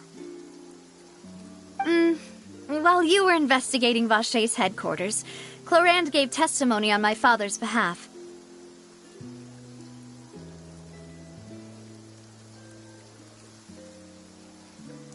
It was thanks to her that we were able to turn the tide. I wanted to thank her. I mean, there's also no point in being awkward all the time. so we took the chance to reconcile with each other. Oh, that's great! Paimon also thought Clarend wasn't actually a bad person. It's always good to have more friends. Anyway, now that the case has finally been solved, perhaps it will slowly begin to fade from the public consciousness. Oh, actually, there's still one last thing I need to do. What is it? I should pay a visit to my father's grave and tell him the truth of what happened, as well as how it all ended. And on top of that, just how much people still look up to him, to this day. That includes me, too. Miss Navia. Indeed. We want to go too! We also think Callus is a really admirable person. Sure thing. I'd like you two to share the moment with me. After all, without you, there might not have been such a positive ending. And in that case, everyone, let's be off. Considering the recent weather, we'll be lucky if we can reach Poisson before dark. Yeah, you're right. It's been raining non-stop for a few days now.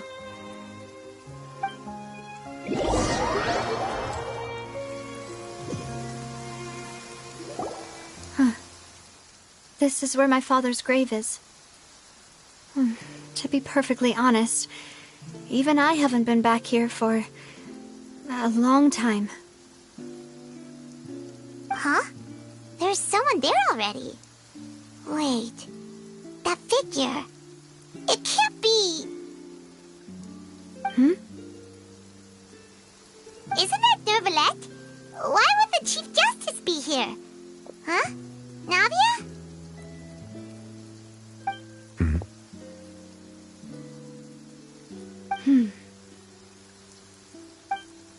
My apologies.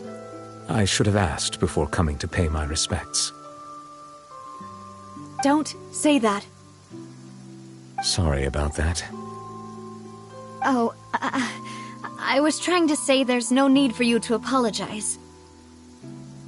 I wanted to show my father how much I've grown, but still, I doubt I've grown to the point that even the Chief Justice would feel compelled to apologize to me over and over.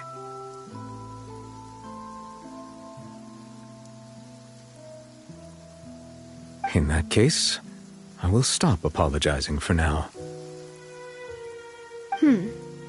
You really could use some pointers on understanding human emotions, Monsieur Nervalette. In any case, why did you come to Poisson?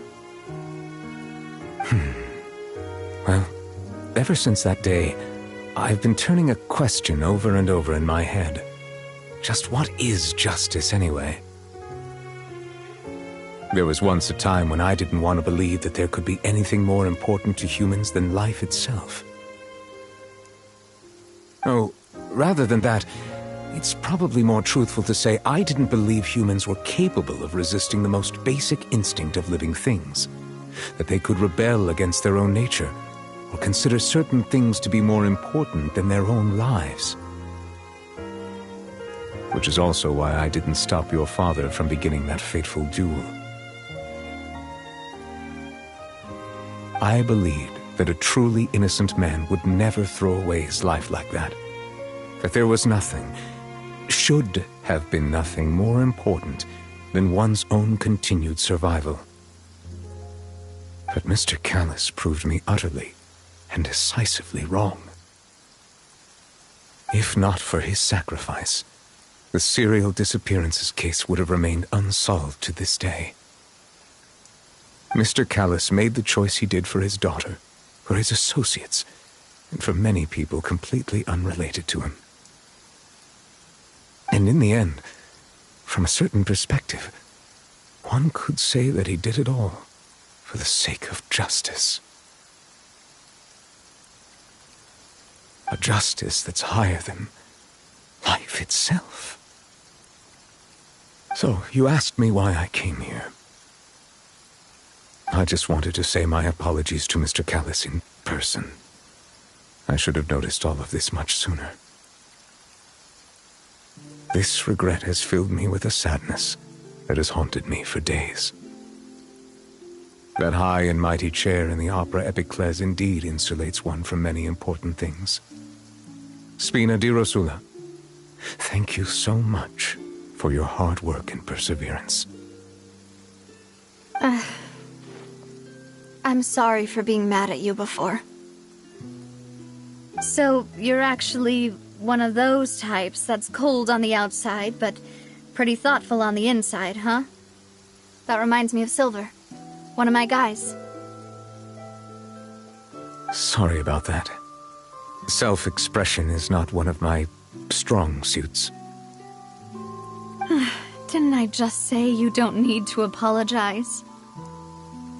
Ah, so Navia and Neuvillette seem to have made their peace as well. Let's not disturb them for now. We can wait till after they're done.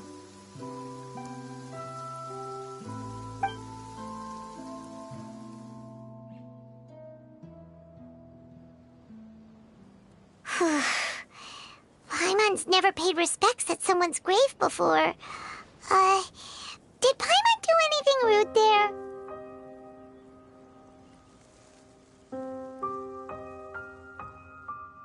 Huh?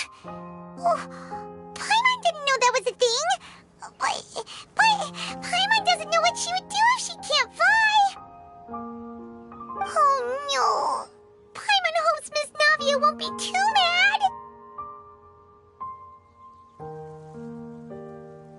Anyway, Neuvillette is still standing around there.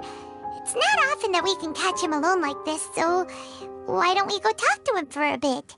If we can't talk to Lady Farina, we can at least talk to him, right?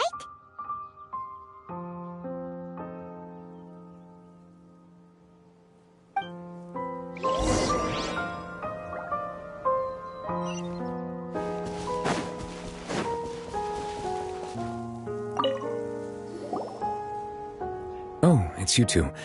Did Miss Navia invite you to come pay your respects to her father? We ran into Navia on the streets today, so we just followed her here. I see. Then is there something that I can help you with? Well, it's pretty hard to run into you like this, since you're usually super busy. So we figured we could try to ask you a few questions, if that's okay. Please feel free. Though outsiders, you helped us solve one of the greatest mysteries in Fontaine, and it would be my pleasure to return the favor.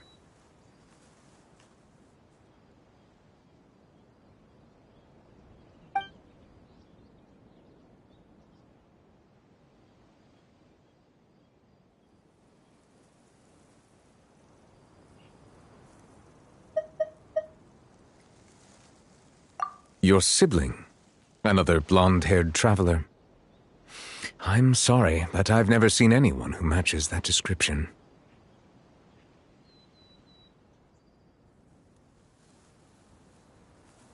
If he ever stepped foot in Fontaine, I'm sure he followed our laws to the letter, and had no reason to appear on the stage of the opera epiclese. Is there anything else you'd like to ask me about?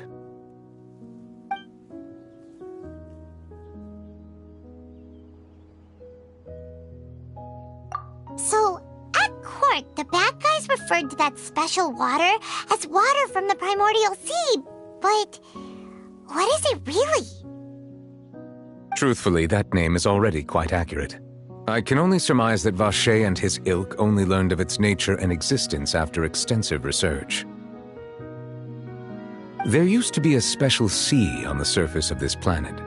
The nature of its seawater was rather different from that of the sea we know today. Most of Tevat's life forms were first born in that special sea. You could say it nurtured much of the life on this planet. Huh. So it really was where everything began. It makes sense to call it primordial then. But today, the primordial sea no longer exists on the planet's surface. What Vache discovered must have been some kind of special case, or a remnant from a truly ancient age.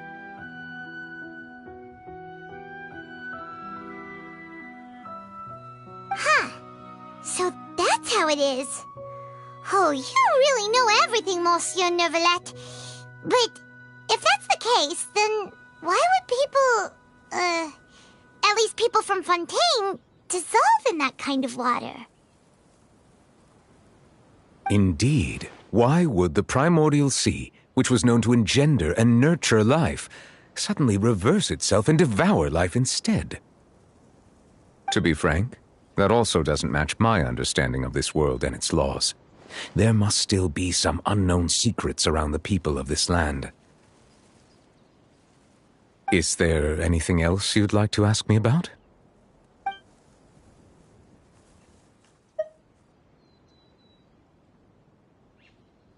That the sea levels will rise and everyone will be dissolved in water, leaving Farina crying alone on her throne, but the sins of the people will be finally washed away for good.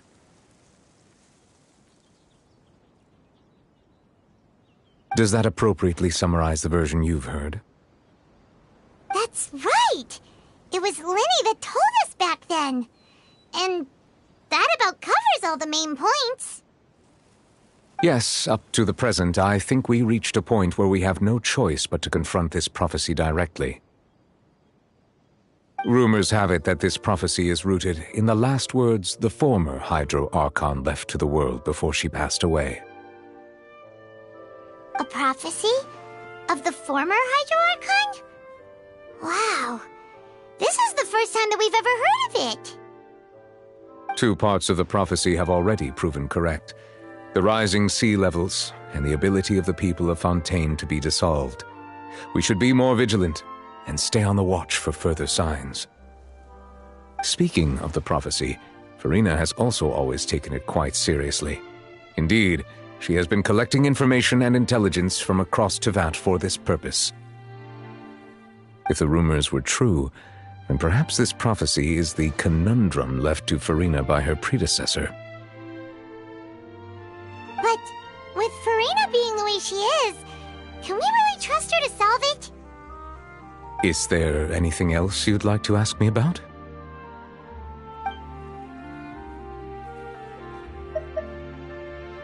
My apologies. My investigation has still not reached its conclusion. However, I still believe the judgment of the Oratrice was not rendered arbitrarily. But you also said you thought he was innocent. For many years, I have been quite aware that the Oratrice does not simply mechanically repeat the verdict that I give on each case. As a divinely created mechanism, the people's unified faith in the concept of justice is integrated into it. Not only can it produce the incredible power of indemnitium, but it likely also possesses other traits, such as self-awareness. Which is all to say, I have been prepared for a situation like this for a long time. So when Linny told us that he heard a human voice from the room where the Oratrice's core is stored... I was not aware such a thing had occurred. Perhaps that could serve to prove my conjecture. I will add that to the list of items to investigate. In any case, I am inclined to believe that the Oratrice does have a methodology all its own. We just do not have enough information. Based on Farina's reaction, I doubt even she had any idea what was going on. She managed to bluff her way through it, though, with her time-tested twin tricks of bravado and drama. While we do intend to get to the bottom of this, for now, we regret to say that the Fatui Harbinger will just have to bide his time in the fortress of Meripede. If we did incorrectly convict him of crimes he did not commit, we will most certainly compensate him to the fullest extent allowed by the law. If you ask Paimon, the only compensation he'll want is a no-holds-barred fight with you. Is there anything else you'd like to ask me about?